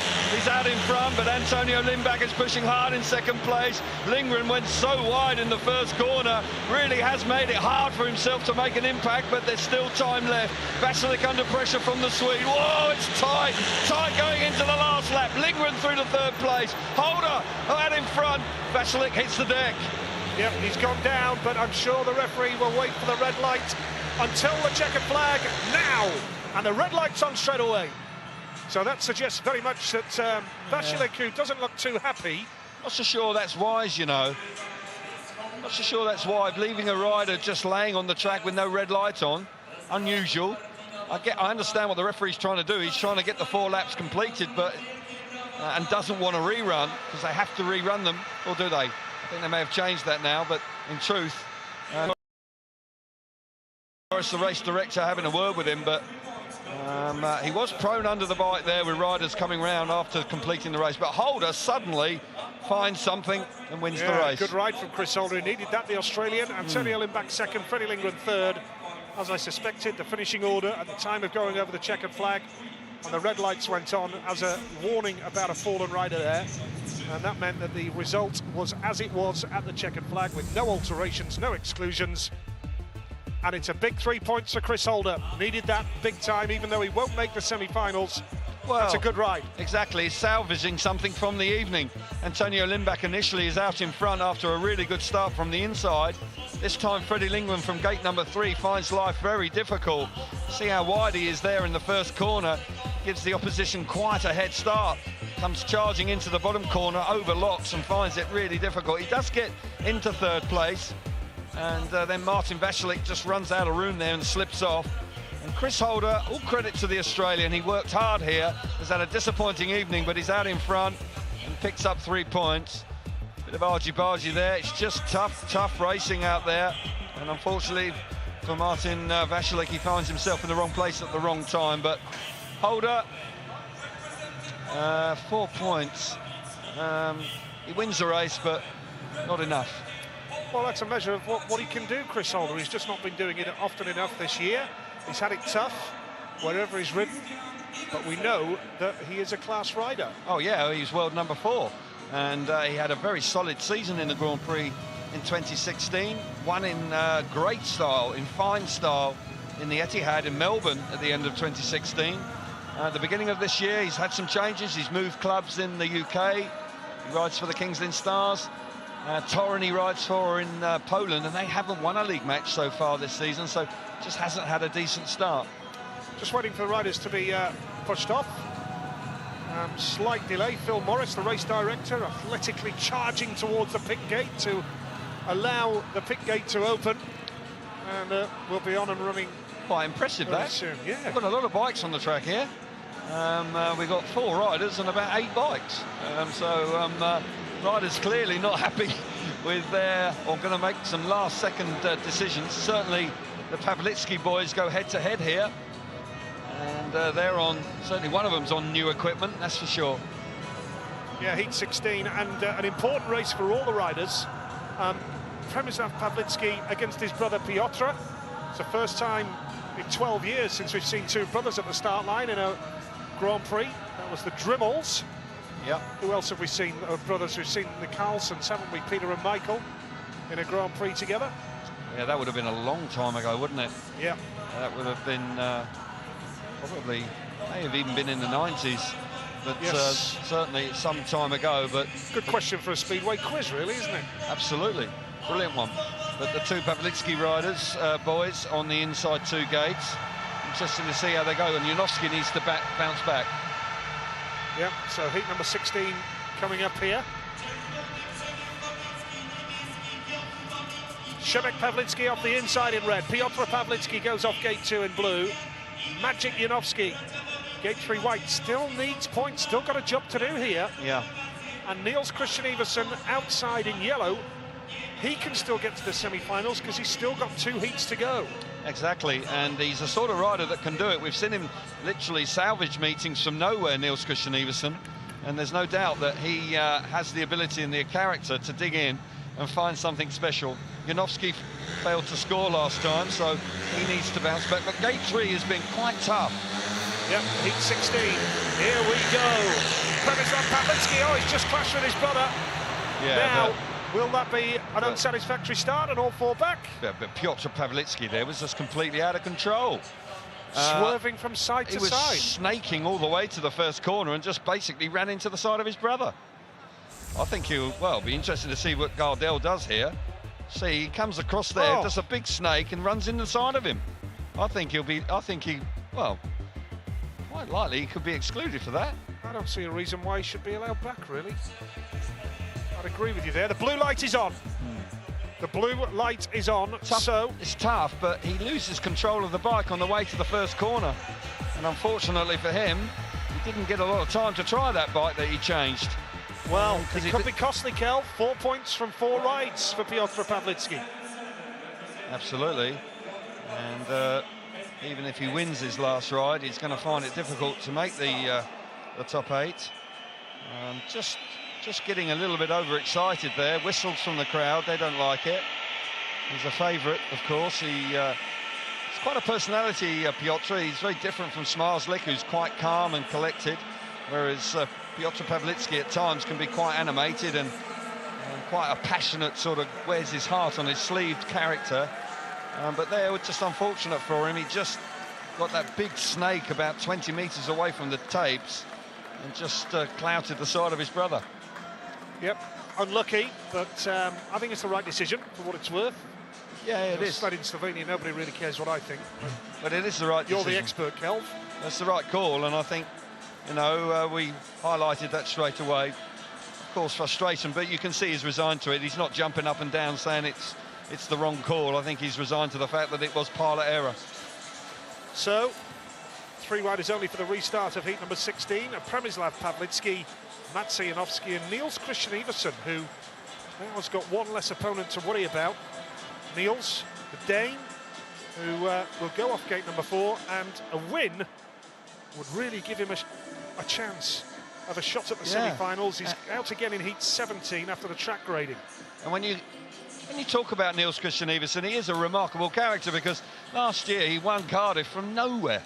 Absolutely nowhere. You know, you just came underneath the wire there, under the radar, and suddenly popped up in the final and stole the glory away.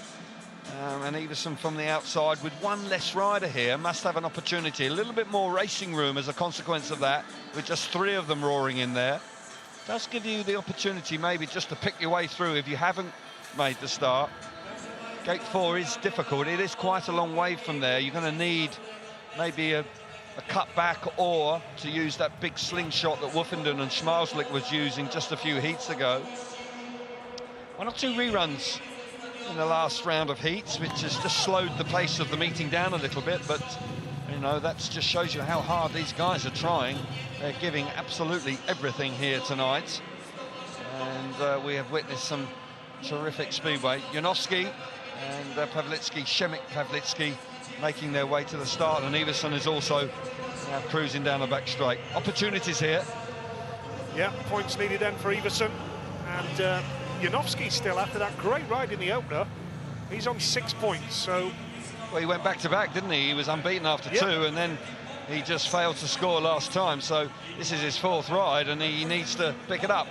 In truth, he's been given a bonus here because he's guaranteed a point as long as he finishes the race, so with a race to go after that, still has a chance of the semis. He does indeed, so a big heat 16 coming up then, second time of asking here in this magnificent stadium. The PGE Narodowy. Przemysław Pawlicki off the inside in red. No rider off 2. Mats Janowski off gate 3 in white.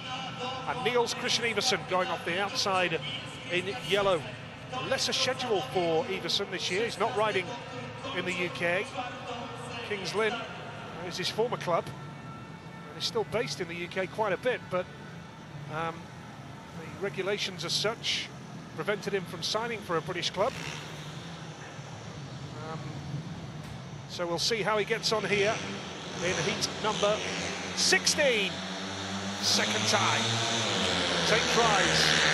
And who is going to get to that first turn? It's a good one from Janowski in white. He's going to go so wide now, down that back straight. Iversen has to get off the gas. Great ride from Mats Janowski. Second place here is Pawlicki. Coming around the outside is Iversen, who's got the better of the wild card. That could be an important move for Iversen. But the lead here is with Mats Janowski, and Iversen is going after him now. He is indeed. He's got his head down. He's trying really hard. Had to work hard to get the better of Pawlicki, but Janowski showing class out in front. Bouncing back after a disappointing 3rd ride. Looking like he could move now sweetly onto a 9 points. Started the meeting really on fire, then went out like a light last time. Lap to go. Janowski's in control. Iversen working hard, really hard in 2nd place. Yeah, it's looking like Mats Janowski is going to do enough here. Yeah. On to 9 points with 1 race left. Great ride from Mats Janowski. Much needed at this stage. Niels Christian Iversen moves on to 5, so really needs to win heat number 17 if he's going to have a shout of a semi-final spot. But perfectly timed win. Yeah, showed a lot of composure there. you know, with the restart. And there's no doubt that Janowski showed his real class, his real true colours coming through with a fine win. Yep. So, just to remind you of the results here. It's a win for Janowski, second place Iversen, third Przemysław Pawlicki. And now, after 4 rides each, Smarslik and Doyle lead the way on 10 points.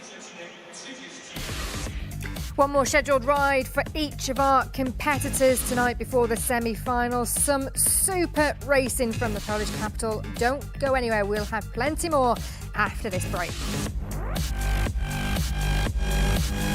But he was out, and he's up against it now. Yeah, I suppose if you make the mistake, you cause the race stoppage, then I suppose you have to be excluded. Some, as I said before, some difficult decisions that the referee has had to make. Nicky Pedersen out in our next race. We didn't get a chance to kind of speak about it before, but we spoke earlier about the Panto villain and had Zagar excluded. Some will see he had Zagar excluded, of course, and then the rerun he wasn't too happy with either. No, and it's, you know, you could see from what the commentary guys were saying is that 2 angles told a totally different story. Absolutely. With the situation with Nicky and Zagar. I can see where Zagar's coming from, but Nicky's having a better Grand Prix. He's on the inside gate, which is favourable, 5 points. He could be making his first semi-final. It certainly gives us something to talk about. Always does, always does. Let's get back to Warsaw then. Heat 17 coming up. Here's Nigel and Calvin.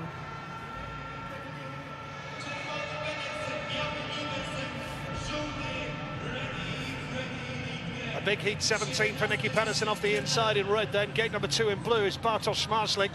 Gate 3 white, Niels Christian Iversen. And Freddie Lindgren, the series leader, on 25 points. He's off gate number 4 in yellow. How he would dearly love to go through to the semi-finals in double figures. Freddie Lindgren.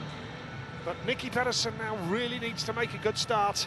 Yeah. If he's to have any chance of prolonging his evening. Same applies for Niels Christian Iversen coming out at gate number 3. He's on 5 points as well. A win here would give him half a chance. Smarslik, of course, is going to make it hard work. He's quick, really fast. Lindgren has been dynamite at times. He's been involved in probably a couple of the best rides of heats of the night, rather. Really has been strutting his stuff, particularly with Doyle early on. That was a fabulous race. Here we go then, heat number 17. Waiting for Chris de Gardel, the referee, to put his finger on the button. Here we go. And Nicky Pedersen hasn't got there. It's a great start from Smarslik. Superb from Bartosz Smarslik. Iversen now in white, coming and charging strong into turn 3. Freddie Lindgren holds the line. He's still very much in the mix, but Iversen is having a real go. Iversen's going to try the outside run once again here. Down that back straight, he's got lots of speed. He's going to try the inside. Oh! Smarslik closes the door. Slams the door shut. Iversen really desperate for that heat win. He knows exactly how important it is. He jumps to the inside. He gets himself to the front. Mistake from Smarslik there. Ran too wide. Allowed Iversen to hit the front. Here comes Freddie Lindgren in 3rd place. Pedersen's out the front. What a ride from Iversen. He never knows when he's beat that man. Oh, stunning move from Niels Christian Iversen in the white helmet colour. He's going to take the checkered flag. He's just passed Bartosz Smarslik in his home country. Yeah. Stunning ride from Niels Christian Iversen. Hats off to him. Moves him on to 8 points. He is working hard tonight. 2nd place Smarslik, Lindgren 3rd, and Nicky Pedersen trails in at the back. Great speedway, and Niels Christian Iversen, we did flag it up, but he never knows when he's beat, and he can really dig deep, and crikey did he do it there, because Smarslik really had that race under control, but Iversen got the better of the Polish boy. Yep, Iversen the winner, Smarslik 2nd, Lindgren 3rd, and Nicky Pedersen's night is over on 5 points. He will not make the semis. Niels Christian Iversen on 8. In with a chance, but still faces a nervous wait. Lindgren moves into double figures on 10 points. But what a ride from Niels Christian Iversen.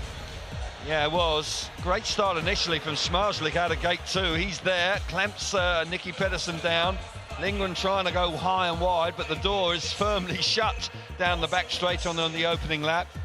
Smarslik there holding the inside, and possibly he feels that Iversen's just pushing him too hard, creating more speed, and now the Polish boy decides to go wide, too wide, and that allows Iversen who is desperate for a win, to charge up the inside and steal the win away from him.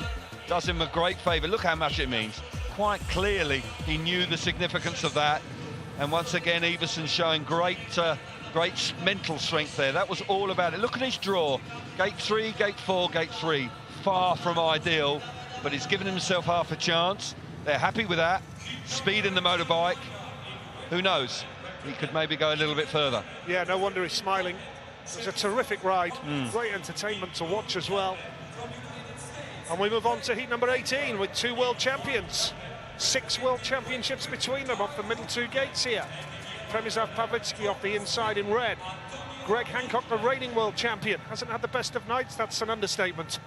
Ty Woffenden, gate 3 white, 9 points. And off the outside, Antonio Lindback. It's a big race for Lindback. I think he's worked really hard for his points tonight. He has, and at times he's looked really quick, but just hasn't had the roll of the dice. And he needs to come up with a really spectacular ride here in heat 18. And who knows, he's definitely got the speed. If he hits the front, he could well see himself through on 9 points. Woffenden's been, I just get the feeling Woffenden's working his way into this season. Not at his best yet, but 9 points to his name. It's a solid return from 4 heats.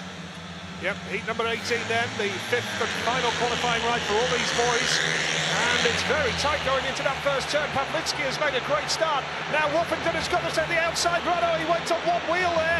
Now Hancock's up the inside. Has Woffenden got the drive? Woffenden! Down the home straight into lap 2. Hancock is second.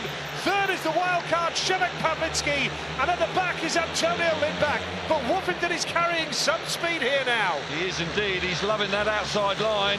Great start. All 4 of them got there together, and Woffenden worked really hard. Look at that. That is really spectacular from the 2-time world champion, charging around the outside. Hancock trying to salvage a couple of points in second place. Disappointment from Antonio Lindback. He had a chance here. It's not going to work out, but Woffenden is going to go on to 12 points now. Yeah, Woffenden is going to take the checkered flag, gets a dozen points under his belt. That's his best meeting of the season anywhere in the Grand Prix, all league racing so far. That is Woffenden's best return from 5 rides. Born in Scunthorpe in Great Britain. His father, Rob, was a Speedway rider as well. Ty's followed in his footsteps, spent his childhood in Australia, came over to Europe. Dad and his mum gave him the chance to be a Speedway rider to see if he was any good. Thought they'd give it a go. He's all right, isn't he? He's done all right. Yep. It's a fine win for Ty Woffenden, 2 world titles to his belt, and tonight, the best performance of the season so far for him. Hancock second, Przemysław Pawlicki third, and on Lindback's night he's over as well there with a last place. Shame for him. Very much so. Woffenden on 12 points then, with 3 race wins under his belt. That's why he's top of the pile. Great ride from Ty Woffenden there. Really was spectacular. Tough racing once again. Said his starting hasn't been quite as he would have liked, but gate 3 hasn't been that good tonight. But look at that, he really does. They almost get there together. Look, 4 abreast as they got to the first corner. But as they break down the back straight, Woffenden on the back wheel clearly has got a gear ratio and a bike setup that enjoys running really high and wide. He's almost going twice the distance of a rider like Hancock, who kept plugging away around the inside. But the speed, look at that, he clearly loves that. The body language on the bike, leaning off the side of the handlebars and really charging high and wide out in front, back tyre in the grip, generating plenty of speed. Super ride from the 2-time former world champion. We haven't seen a lot of smiles from him this year. Good to see one there. 12 points from 5 rides. You'll be pleased with it. Very much so.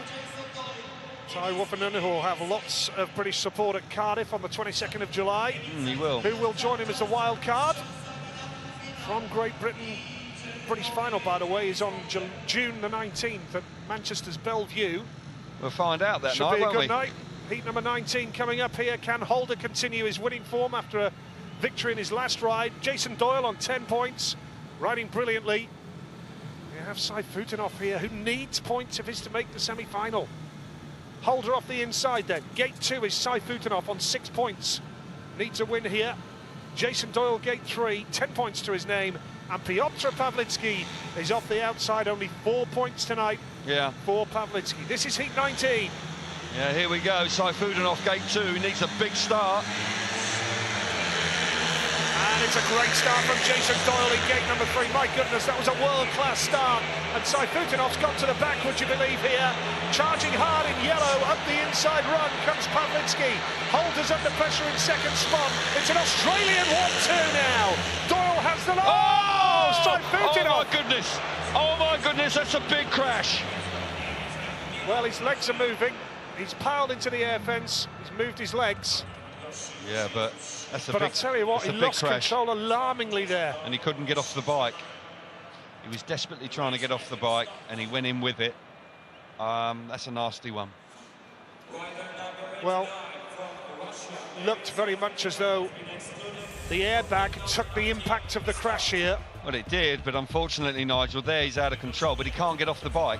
Yeah. And he was desperately trying to get off the back of it. He overlocks now, back tire lets go on him, almost turns himself inside out, and he's still part of the motorbike when he goes in, hanging off the back of it. Fingers crossed for Sayfutunov here. Absolutely right. An unfortunate incident. Oh, that I can tell you now, mate. That Desperate to get off the bike. That is such a dreadful feeling. Nothing you can do, is there? No. Nothing you can do. You're a passenger. Yeah, Wolfenden's going over to take a look at him. Just for the record, as expected, Emil is disqualified from the restart. He's up on his feet. He's up on his feet. Brilliant. Absolutely brilliant to see. Wow. That is good news. I feared for him there. He went in so fast, and often when the rider's still around the bike can actually damage the rider quite severely. So he's had a bit of good fortune there. Hasn't done his point scores any good, but fortunately for him, he's up and about. Be a bit winded, won't he? Yeah, he'll feel a bit second-hand in the morning, but right now he'll just be grateful that he's got up. And it's been a tough night for Emil. Needed a big start there. Popular character, another really nice guy. All riders concerned, the Polish boys are just checking on him. Wolfenden out there as well. But good to see him walking back. Yeah, very much so. Unfortunate for Sayfutunov, he's excluded from the restart, so he's finished on 6 points tonight. Tough Grand Prix campaign. Did well in Slovenia a fortnight ago, but when you see the big names dropping points like this, with Emil scoring 6 tonight, it's no major surprise, because everybody is so capable of taking points off each other. Exactly. And you know, you just see the respect between the boys there. It is a tough game, and at times riders do get nasty injuries, and it's just good to see the airbag there. If we didn't have an air fence, then he wouldn't have got up. And once again, you see the value of having air fences. It really is invaluable. But when you see a rider overlock like that, and then the bike pitches up, he could easily have high-sided actually, and then the bike straightened up, and he was just desperately trying to get away from the bike. And problem is, the bike accelerates for a moment because it actually catches up with itself, and then it just takes off. So, yeah, quite shocking. Yep, dangerous sport, Speedway, 500cc, no brakes. Really is a tough sport. Delighted to say we can hear from Emil now. He's going to be speaking to Amy. Emil, that was absolutely a terrifying, horrible crash. So many people here, including the riders, really happy to see you walking away. Are you okay? Yes, thank you God, I'm okay. I just I don't know what's happened, and just turn my bike and lifting, and just I try to push him, but it's something, is going with the bike to the fence, so it's thanks God, everything okay. We're so happy to see you okay, and get some rest, and we'll see you soon. Yeah, thank you very much. Yeah, you can see it's quite shocking when something like this happens, because it's unexpected. It's come out of nowhere. The bike lets go underneath him there, and those few seconds when the bike straightens back up again, it lets go there, the back tyre. Could easily have high-sided there, but that moment, that feeling, that dreadful feeling where you really your life is out of control, and you can see it just takes you a few moments to get over it. There's the speed. That's where it speeds up. Yeah, the bike actually, because the back tyre catches up with itself, it actually momentarily, the bike accelerates, Nigel, and that's why these accidents happen so very quickly. Let's get a quick word with Niels Christian Iversen after that fantastic ride last time out. He's with Amy. Niels, I think everyone would agree you would definitely win the most determined ride of the evening award. How was it? It's always fun when you win, so no, I needed it. I knew it was win or go home basically. So yeah, I had to pull something out, but it worked. It was good. Got a bit of a nervous wait now to see if you're safe in that semi-final spot. How's that feeling? Yeah, I know what it is. You know, it's I'll have to wait and see. But last time I needed 9 points to get in, and hopefully 8 is enough this time. So we will have to see. Good job, thank you. Thanks. Hey, Nicole. Yeah, great ride. Nice guy. And it was a great ride. It was a ride of great character. And we've seen Iversen do that on many occasions. Right, riders back up at tapes. Jason Doyle had made a fabulous start from gate 3. He is on fire tonight. Chris Holder also showing a lot more speed. It was an Australian 1-2 before the Saifutinov incident. Yep, Chris Holder off the inside, no rider off gate 2. Jason Doyle gate 3, and Piotr Pawlicki going off the outside gate. This is the penultimate race of the qualifiers. 20 qualifying heats before we move into our semi-finals and then the final. Lots of nerve-tingling action still to come. Passion and drama from these riders. Full of commitment. And Holder will be looking for the points here just to maybe even match his score from Slovenia, where he got 6. You can see he's really hit the ground hard there. Yep. Plenty of bruising on his left arm, you can see that. But I would think it's more just the shock of the incident. It happened so quickly. He's just taking a few deep breaths, and he's given himself a really good wallop. Here we go, rerun. Yep. Heat number 19. Good start from Doyle again, but Holder's got there this time. Now Doyle's going to have to try the outside, and cutting across is Piotr Pawlicki. What a move from the pole. Piotr Pawlicki then has the lead. Doyle is second. Holder's coming through now. Holder comes through into second, and Doyle battling away with his fellow countryman now. But didn't see this coming after the first staging of the race. Oh. Piotr Pawlicki, and Doyle closes the door on Holder. Yeah, Holder's got pace now, though. He'll be frustrated because he could have done with this earlier on. Battling hard with Doyle, has been fast all night. Pawlicki out in front, great first corner from him, and he suddenly found some speed. Brilliant battle between the two Aussie boys in second and third. Pawlicki out in front, lap to go, should win the race. Can Doyle do anything about Holder? Well, it's a little bit of a surprise, this one, after the way the race was originally shaping up. It's going to be a win for Piotr Pawlicki to finish on 7 points tonight. Gives the home crowd something to cheer there. And it was a tough old battle between the Aussie boys, Holder and Doyle, and Holder has managed to match his score from Slovenia after a shocking start with 2 last places for Chris Holder. Maybe he can take some consolation from that now with 6 points to his name. Doyle gets 11 points from 5 rides, so Ty Woffenden will await the outcome of where it will need a win for Janowski to have any chance of taking top spot ahead of the semi-finals. But a good ride from Piotr Pawlicki, who waves farewell to this Warsaw crowd and celebrates a fine race win.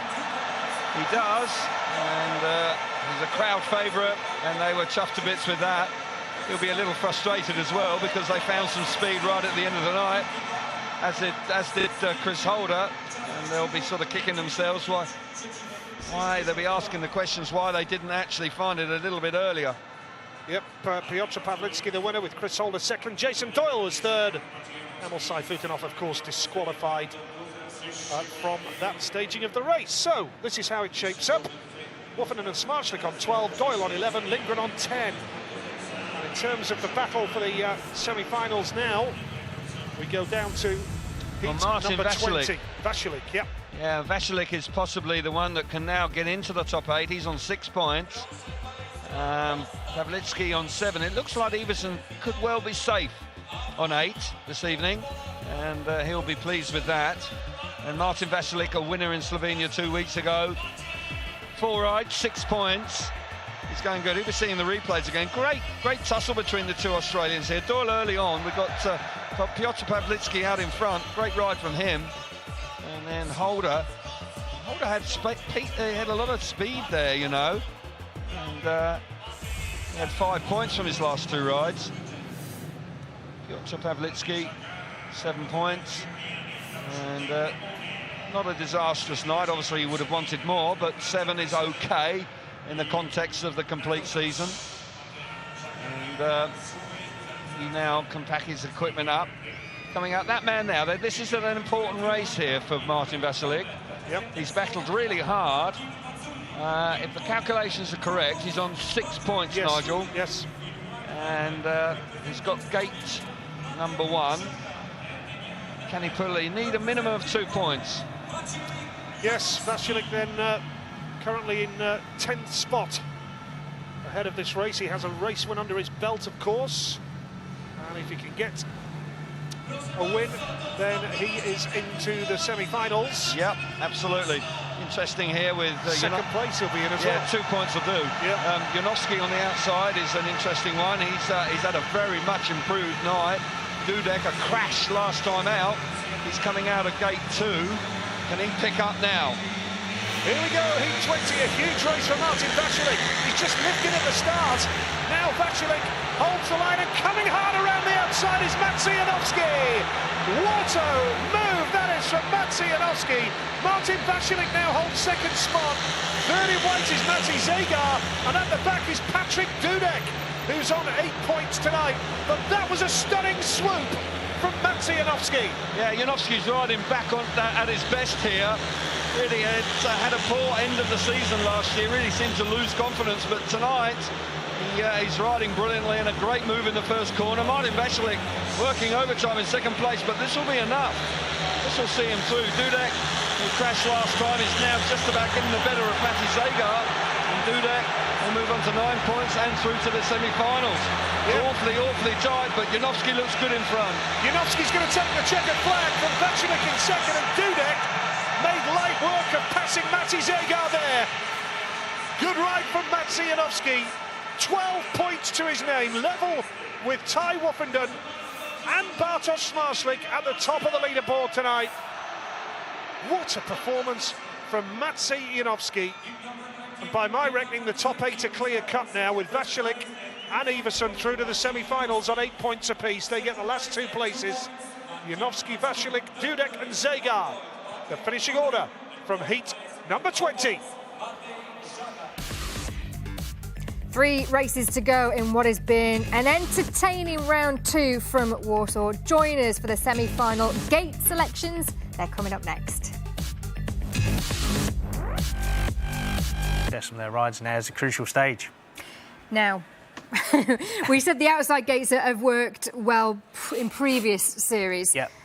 Well, gate 1 has been working very well. Now, Magic have the sort of fortune right now. There's been a track prep, so that dirt will have been pulled in a little bit. The only one to avoid is, I'd have said gate 2, because that's had only 2 race wins.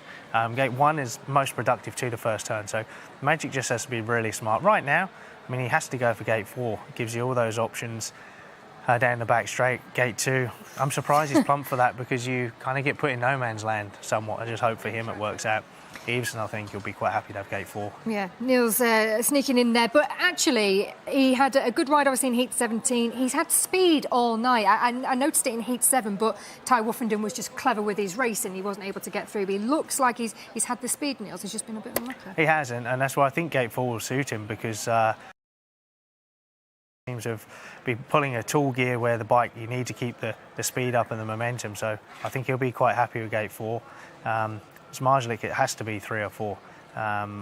For me, anyway, just going by what the stats say and what I'm seeing while we're watching. So, Ty Woffenden going from the inside. He won it, of course, off the outside last year, didn't he? Yeah, it's just, you know, that first turn, you just off the inside, you just have to be really smart from gate 1, because you get to the first turn first, which is great, but you just have to be careful down that back straight. The guys of 3 and 4 use that dirt and the momentum down the back straight to slingshot past. Martin Vasilik, you see the last rider there, the winner of the opening round in Slovenia, and he knows that consistency, and all the riders know, consistency is the key to this series, isn't it? It is. First and foremost, you have to make the semi-finals. So those guys have sort of part of their job done. And like I said earlier, I mean, Greg Hancock, his average over the whole series was just under 13 points. So you can see right now by the scores, that's an impressive tally. And you mentioned Greg Hancock there, no semi-final appearance for him. I think this is probably one of the worst nights that we've seen him have for a long time in the Grand Prix series. Yeah, I think you'd have to go back to 97, I think it was, when he had a nightmare GP series. He's ultra consistent. Last season he made every semi-final bar Australia, but that was through his own, because he pulled out of the event. So big loss for Greg tonight. He'll certainly be going back to the drawing board and looking to regroup. Still early stage though, it's only round 2. And we've mentioned as well Holder as well. He had a good last couple of races, but just too little, too late. And as I say, he's been struggling for speed. He's perhaps been trouble with his engine setup, not just in the Grand Prix, in the other leagues as well. Yeah, I think so. I think, and you can see with Holder, he has that. He's got quite an expressionate style. He's all over the bike, and I think. His style really kind of emphasised the fact when he's lacking speed, it really highlights. So, but it was encouraging that he had a better last race. As always, how you finish is important, so he'll take some confidence from that. Now, of the predictions that you had at the start of the show, have we got any riders that are in there? I've got 2 hanging there. I've still got Zmarzlik and Freddie, so I hope they do well, otherwise I'm going to look rather silly. Zmarzlik has been flying tonight, and he's a world champion in the making, we think, don't we? I don't think there's any doubt about that. For sure. He looks very comfortable on the bike. He's not afraid to mix it up. He looks smooth, and he looks very quick. Again, he's another rider that's, using that dirt on the outside to build the speed. So, Semi-1 coming up now. And those who've just seen the World Championship standing so far, Freddie Lindgren at the top. And I know we said it last time, he was in the final last time, but he's now waited the longest in between Grand Prix wins from his last one in 2012. So 44 Grand Prix, that's well overdue, isn't it? So, but he looks on par for it tonight, that's for sure. He's been very consistent from round 1 in Kruško. He's been very fast Freddie Lindgren. He's enjoying the series so far, and up against such a competitive lineup. An open championship this year, and we've seen some fantastic racing here from Warsaw this evening. We are almost ready for semi-final number 1. What do you think is going to happen in this race, Scott? It's hard to predict. It's so hard. I mean, the track grade will have helped. That will do the guys on the inside a favour, and don't want to jinx it, but incidentally, we haven't had any tapes incidents tonight, so our little chat at the beginning. Yeah, thankfully we haven't had that to contend with this evening. Still lots to talk about, though, but we are ready for our first semi-final. Here's Nigel and Kelvin.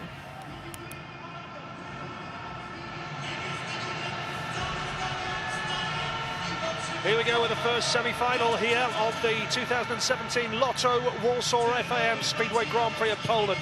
Maciej Janowski inside, 12 points. Patrick Dudek, 9. Jason Doyle, 11. Niels Christian Iversen on 8. Freddie on 26, Martin Vasilik 24, Jason Doyle 23, Patrick Dudek 22. Then you've got Janowski, Zmarzlik, Seifertsen on 18, Woffenden in between on 20. He's in the semi-finals as well. So early on, it's only round 2 of 12. Very, very tight, and let's hope that's the way it continues throughout the entire series. Wow, it's going to be very difficult to dominate this series, that's for sure. If somebody does, all credit to them. Woffenden has ridden brilliantly tonight, keenly looking on. Yeah, just taking it easy before he has to strut his stuff in semi-final number 2. Here we go. Yep, first semi-final then here in the PGE Nanodovi. And the red lights have come on. No doubt, Doyle moved there. Wonder if they get a warning for that. May well get a warning. Yep, may well get a warning. They had one in Slovenia. He did. And that'll remain to be seen. Yeah, he just jumped a little bit there early. Clearly moved, lucky not to touch the tapes. I think he will get a warning for that. Yeah, so we'll find out when the riders come out. And in fact, I do believe I can see the warning sign going on to... Yeah, it's been prepared. Jason Doyle, yeah. So, looks like Krista Gardell has put the warning on, and the 2-minute time allowance is on as well. Just actually reflecting on the starts tonight, in truth, they've been very disciplined on the start line tonight. Very little movement indeed. It's the first time we've had clear indication as we're getting to the business end of the night. Just the pressure coming on, Doyle just a touch impatient there. But in truth, Martin Vasilik had a warning, and he won the Grand Prix last time, so it doesn't have to be a hindrance. Yep, so Doyle, for a second successive GP, has a warning from the referee, Krista Gardell. Just to remind you about the regulation that once you have a warning, if you delay the start a second time, you will be excluded automatically, and that warning will apply if Doyle still be on that warning. So, semi-final number 1, second time of asking. To be fair, it didn't prove to be too much of a problem for him in Slovenia. He made the final, and Martin Vasilik had a warning and won the meeting. So well, he shouldn't have had a warning, Vasilik, I recall. No, he didn't, but nonetheless he had it. He did, yeah. You know, so it stayed with him right through to the final, and then he made that wonderful start off the inside gate to win the meeting. Janowski's on the inside gate here. He chose it. He had the first pick. Will it prove to be the right one?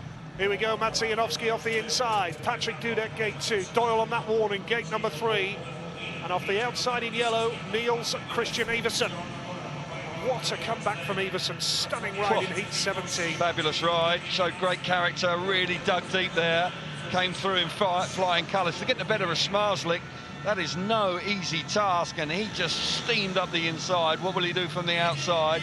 Dudek, blown a little hot and cold, just gone off the board a little bit in the last couple of rides. Here we go then, second time around, semi-final 1. Gonna wait first time of asking this time, and Doyle has got there from gate number 3. Don't worry about a warning, he's made the start. Good spot for Iversen coming around the outside now. Niels Christian Iversen challenging Maciej Janowski. Oh, very tight there. And Iversen has got to the back as Dudek's come through. Iversen still very much in the mix though here, but Jason Doyle of Australia kicking on into turns 3 and 4. Iversen had to come out of the throttle. He found himself blocked there. He's now swapped back to the inside. He gets the better of Dudek. They're all bunching up here. Dudek very wide, relegated to the back. Janowski in second place. Fabulous start. Doyle to go. Charges down the start and finish straight. Last lap. Janowski now to the inside. Janowski now pushing the Australian. Janowski momentarily in front, but Doyle responds. Great ride from Jason Doyle to close the door on Janowski. Janowski to the line, just about. Second spot for him ahead of Iversen. And Patrick Dudek's night is over. But Jason Doyle, my goodness, he was under serious pressure there. He held on, and that ride puts Jason Doyle joint top of the World Championship on 26 points, and he's through to the final. Yeah, I think that's what he'll be more concerned about now, because that was a terrific ride from Doyle. Had to work hard. Janowski coming on strong with Iversen also ready to pounce. Brilliant ride from the Australian. Doyle, Janowski, Iversen, Dudek. And this is what it means overall now. Janowski and Doyle locked level at 14 points apiece here in Warsaw. It does mean that Iversen and Dudek, their evening is over. Good semi-final here, good race. Very good race. Janowski and Doyle getting there neck and neck. Doyle just about gets there in front. Iversen's on the outside here. It'll be interesting to see if we can see what happens to him down here. He just nearly runs in the back of Jason Doyle. Jono, part of the crew, of course, of Jason Doyle. All British crew that Jason has, albeit they are based in Poland, but nonetheless they are all speaking the same language in that camp. Janowski comes on strong here. Look at this move here. Very nearly got up the inside of Doyle. Doyle then has to respond and just has enough momentum to hang on to the lead, and Iversen will be disappointed because he did have a chance there and he got balked early in the race. But Maciej Janowski there in second place. He's got a lot of speed tonight. Don't rule him out for the final. But the Poles are delighted because they've got a pole in the final alongside the Australian. Super stuff. Yeah, great stuff from Jason Doyle. Really worked hard again tonight, 3 race wins. Well, he's a real deal, isn't he, Doyle? Just a bit. He had really bad injuries. Torren crash last year was significant, and he has worked tirelessly to get back to full fitness, and he has recaptured the form that we saw last year from him when he won 4 Grand Prix. That's a lot of credit to him. Very much so. Here's the second semi-final then. Ty Woffenden, his best meeting of the season so far, is off the inside in red. Freddie Lindgren goes off gate number 2 in blue. Those two boys, former teammates at Wolverhampton. Lindgren still rides for the Wolves, who are at Leicester on Monday in the British League, the Premiership. Bartosz Marslik, gate 3 in white, 12 points to his name. And Martin Vasilik going off the outside in yellow, semi-final number 2. Yeah, here we go again. Woofenden on the inside, chose that. Will it prove to be the right one? Lindgren's been going well tonight. Vasilik on the outside has worked hard. What a start from Lindgren from gate 2. Lindgren and Woofenden. Oh, the red lights have come on. Maybe too good. Maybe it was. Didn't see too much wrong with it. Let's Neither have a look did I. again. You see, don't you, in this first one, Doyle had a nibble and you could see that, but there was nothing immediately obvious there. Oh, I agree with you. Let's have a look. This angle was difficult head on. You need to see the side view. Yeah. Or maybe that's why. Maybe that's why. The two boys clashing together, clashing coming into the first corner. Vasilik coming across there and giving... Oh, yeah, that could have been nasty, you know. Very nasty. Well, that's the moment the red lights came on, Kel. Well, that's the reason. It isn't because somebody's jumped.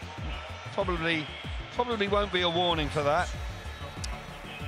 No, it's and the 2 minutes is on very quickly. Yeah, Smarslik there, but there could be some damage there to Vasilik's bike. Certainly, if the footrest went in the rear wheel, could have torn some spokes out. 2 minutes is, yes, it is running. You're dead right. Drama here in the semi-final. Just check the clutch, check the rear chain, check the rear tyre pressure. Simon Stead there. You can see how much it means there. Just look on the face of Simon. He was absolutely stony-faced. This is real tough times now. This is the business time.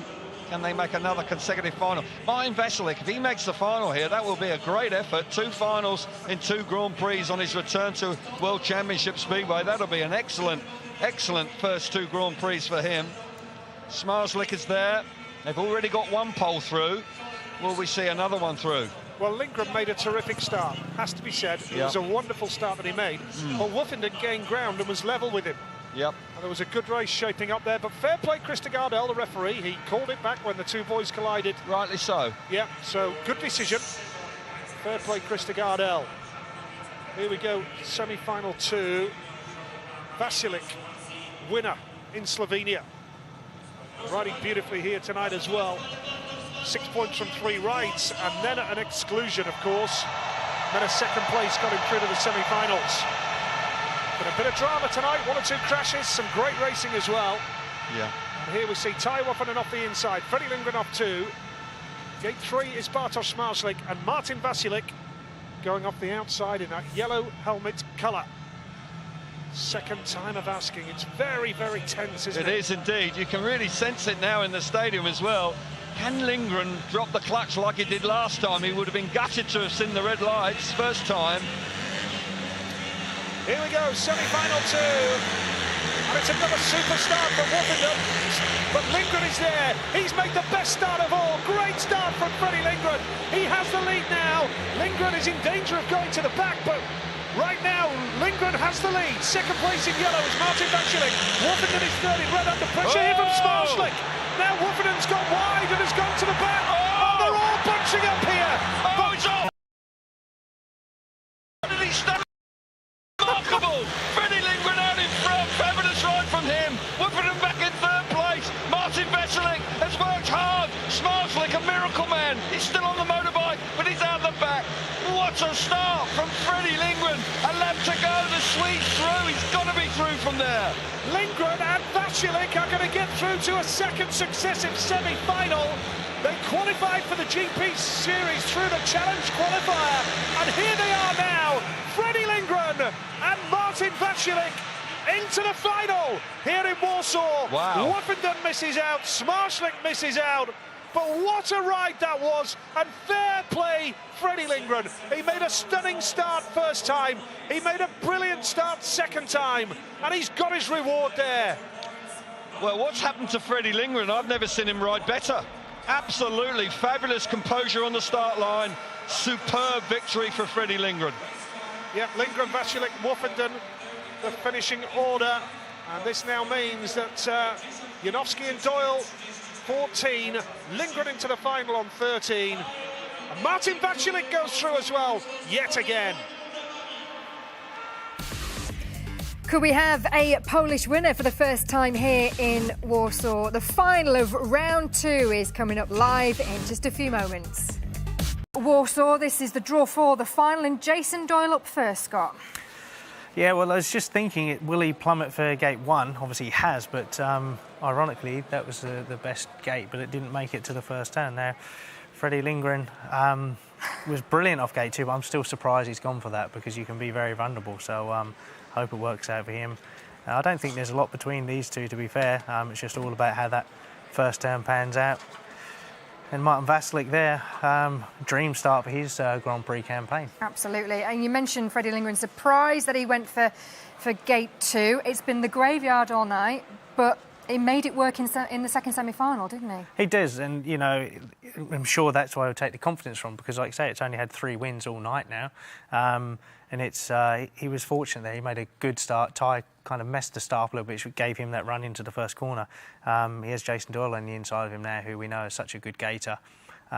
Maybe that could backfire on him this final, who's see? We had a little bit of a clash, didn't we, in the second semi-final, didn't we? And it just explained exactly why that the referee. You can see the two guys there, Martin Vasilik in the yellow and Bartosz Szymajlik in the white. They just came together, and what we have in Speedway is a first men bunching, which is they haven't got to the corner. They've clearly clashed. There's an unsatisfactory start. Like I say, you could argue Pavlicki had a similar thing, but the Pavlicki incident was more of his own accord, not the two riders coming together. And just as we were talking about no incidents at the start, right on cue, we have our first warning. And I suppose that's a point in itself.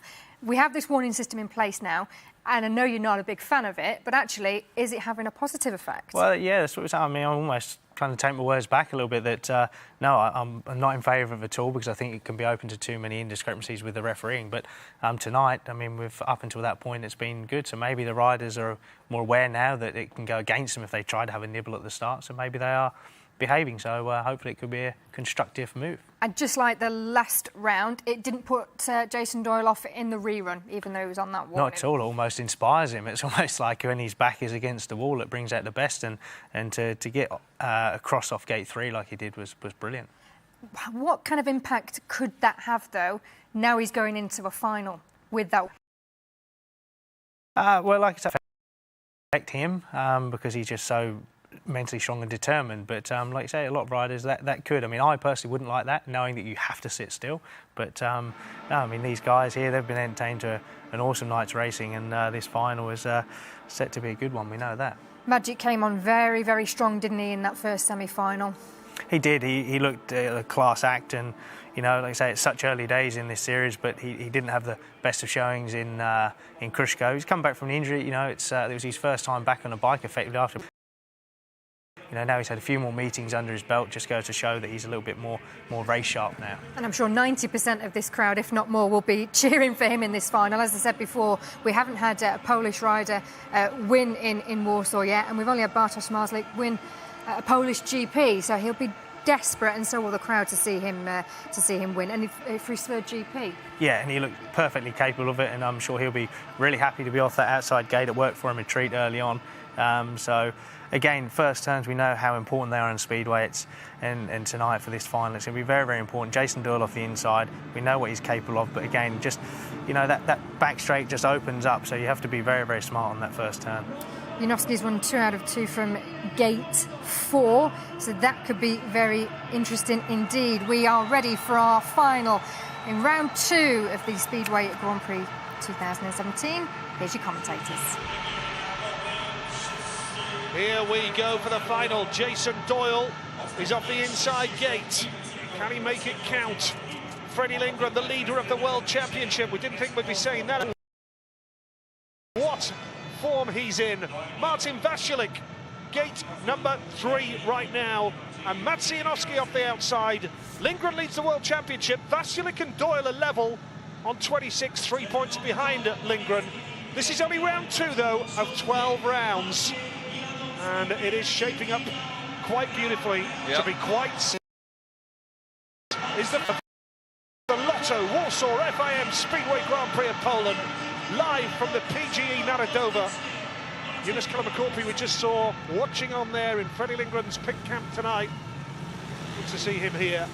Well, can Lindgren do it again from gate 2? He took it, he had the choice of going wider, but he's lining up against Jason Doyle. He really is full of confidence, the Swede. But Jason Doyle He could be very dangerous on the inside here. Here we go. Lindgren's done it again. What a ride that was. And now somebody's going to go down. No, they all stay on. And Doyle has the lead. Now Lindgren's going to come back for more. Jason Doyle goes right. That allows Janowski through. Lindgren's coming through. Freddie Lindgren. Oh my goodness me. How did he manage that? Lindgren has only ever won one grand. And he's still. Fantastic move from Freddie Lindgren. The cards fell right for him there. Doyle now coming under pressure. Certainly he's in third place. Janowski on the inside. Neck and neck down the backstroke. Lindgren slams the door shut. Can he hold it tight? Can he hold it tight? Yes, he can. Just a lap to go. Janowski then queuing out behind. Janowski now moves to the outside. It's slick out there. Not quite as grippy. Lindgren has only got one Grand Prix win in 97 appearances. Make that win number 2! Freddie Lindgren, winner of the Lotto Warsaw FIM Grand Prix of Poland. The Super Swede races to victory and pulls well clear in the title race after 2 rounds of the series. Boy, how he had to do it the hard way. Wow, what a move on the opening lap. It looked like Doyle had really made it very hard work indeed. And then suddenly it all changed and the cards just fell perfect for him. He got back up the inside coming out of turn 4 on the opening lap. Got himself to the front. And what a night for Freddie Lindgren. Very close 2 weeks ago. Comes up with a stunning ride in the final. And Freddie Lindgren is the form rider in World Speedway right now. Lindgren the winner, Janowski second, Doyle third. They'll be dancing in the streets of Wolverhampton tonight after that victory from Freddie Lindgren. Moves on to 32 Grand Prix points. What a performance, and congratulations to him on only his 2nd Grand Prix victory of a career which spans 98 Grand Prix meetings. And look at this, he looks out of it here. Well, Doyle was hard in the first corner. Doyle then runs wide. Janowski's there as well. But Lindgren made that decision very early here to turn to the inside. Quick thinking from the Swede there. Chops back to the inside. Powers himself to the front. Absolutely fabulous move. Martin Vasilek had to get out of the way, but that was the move that saw him through to the win. Absolutely terrific. Doyle then gets forced wide by Janowski, then has to take care of Vasilek again. Great speedway going on behind Lindgren. It all happened in the first couple of laps. Janowski then showed great speed and he elected to go for the big blast round the outside, but it's Lindgren that hung on, just not quite there. Look at the emotion and passion there from Jonas Kilmakorpi. Absolutely delighted to see his charge through to a victory. What a night for Freddie Lindgren. He has never ridden better, never in his life. He's 31 years of age now, and suddenly he has found the key to victories. Brilliant, brilliant ride. Stunning. Where has this come from? Where on earth has this come from? Well, at the end of 2015, he was going to throw it all in. Yes. He was going to retire, yes. And it was only a change of equipment, and suddenly he has rejuvenated his career. Reaction from the winner, Freddie Lindgren, with Amy. Freddie Lindgren, you are the 2017 Lotto Warsaw Speedway Grand Prix of Poland. It's your 2nd ever Grand Prix win. How do you feel right now? Right now, I'm just pumped with adrenaline. It's so cool to ride in this stadium in front of all these people, perform like I did tonight. It's just awesome. That's what we live to do. This is what I like, and I've been training so hard in the winter. I have so many good people behind me, all my sponsors, all my pit crew, and everyone just helping me out. So I'm so pleased to give back to them. And Freddie, of course, this means you maintain the championship lead. That's not bad, is it? It's not bad at all. No, it feels really good. So far this year it's been going really good. Everywhere I've been riding, I've been scoring points. England, Poland, Sweden, and in the GPs as well. So I'm just trying to keep the ball rolling. Thanks so much, Freddie. Well done. Thank you. Emotional interview with Freddie Lindgren. I tell you what, I think that's the most emotion I've ever seen from him. He's normally really, really calm and collected. Championship standings here. England obviously had 16 points, moves on to 32 now with Dahl on 27. Vasilik, great work from him on 26. And Janowski, wow, that's a big turnaround in his form. Dudek, 22. Woofenden, a big move from him on 21. First time a Gerhard engine has won a Grand Prix. Absolutely, fabulous night for Marcel Gerhard and the GTR engine. Yeah, so podium time here in Warsaw. And here comes Freddie Lindgren. The only other time he's won a Grand Prix was at the Ullevi Stadium in Gothenburg. Whoa. And here he is. And by my reckoning, by the time we go to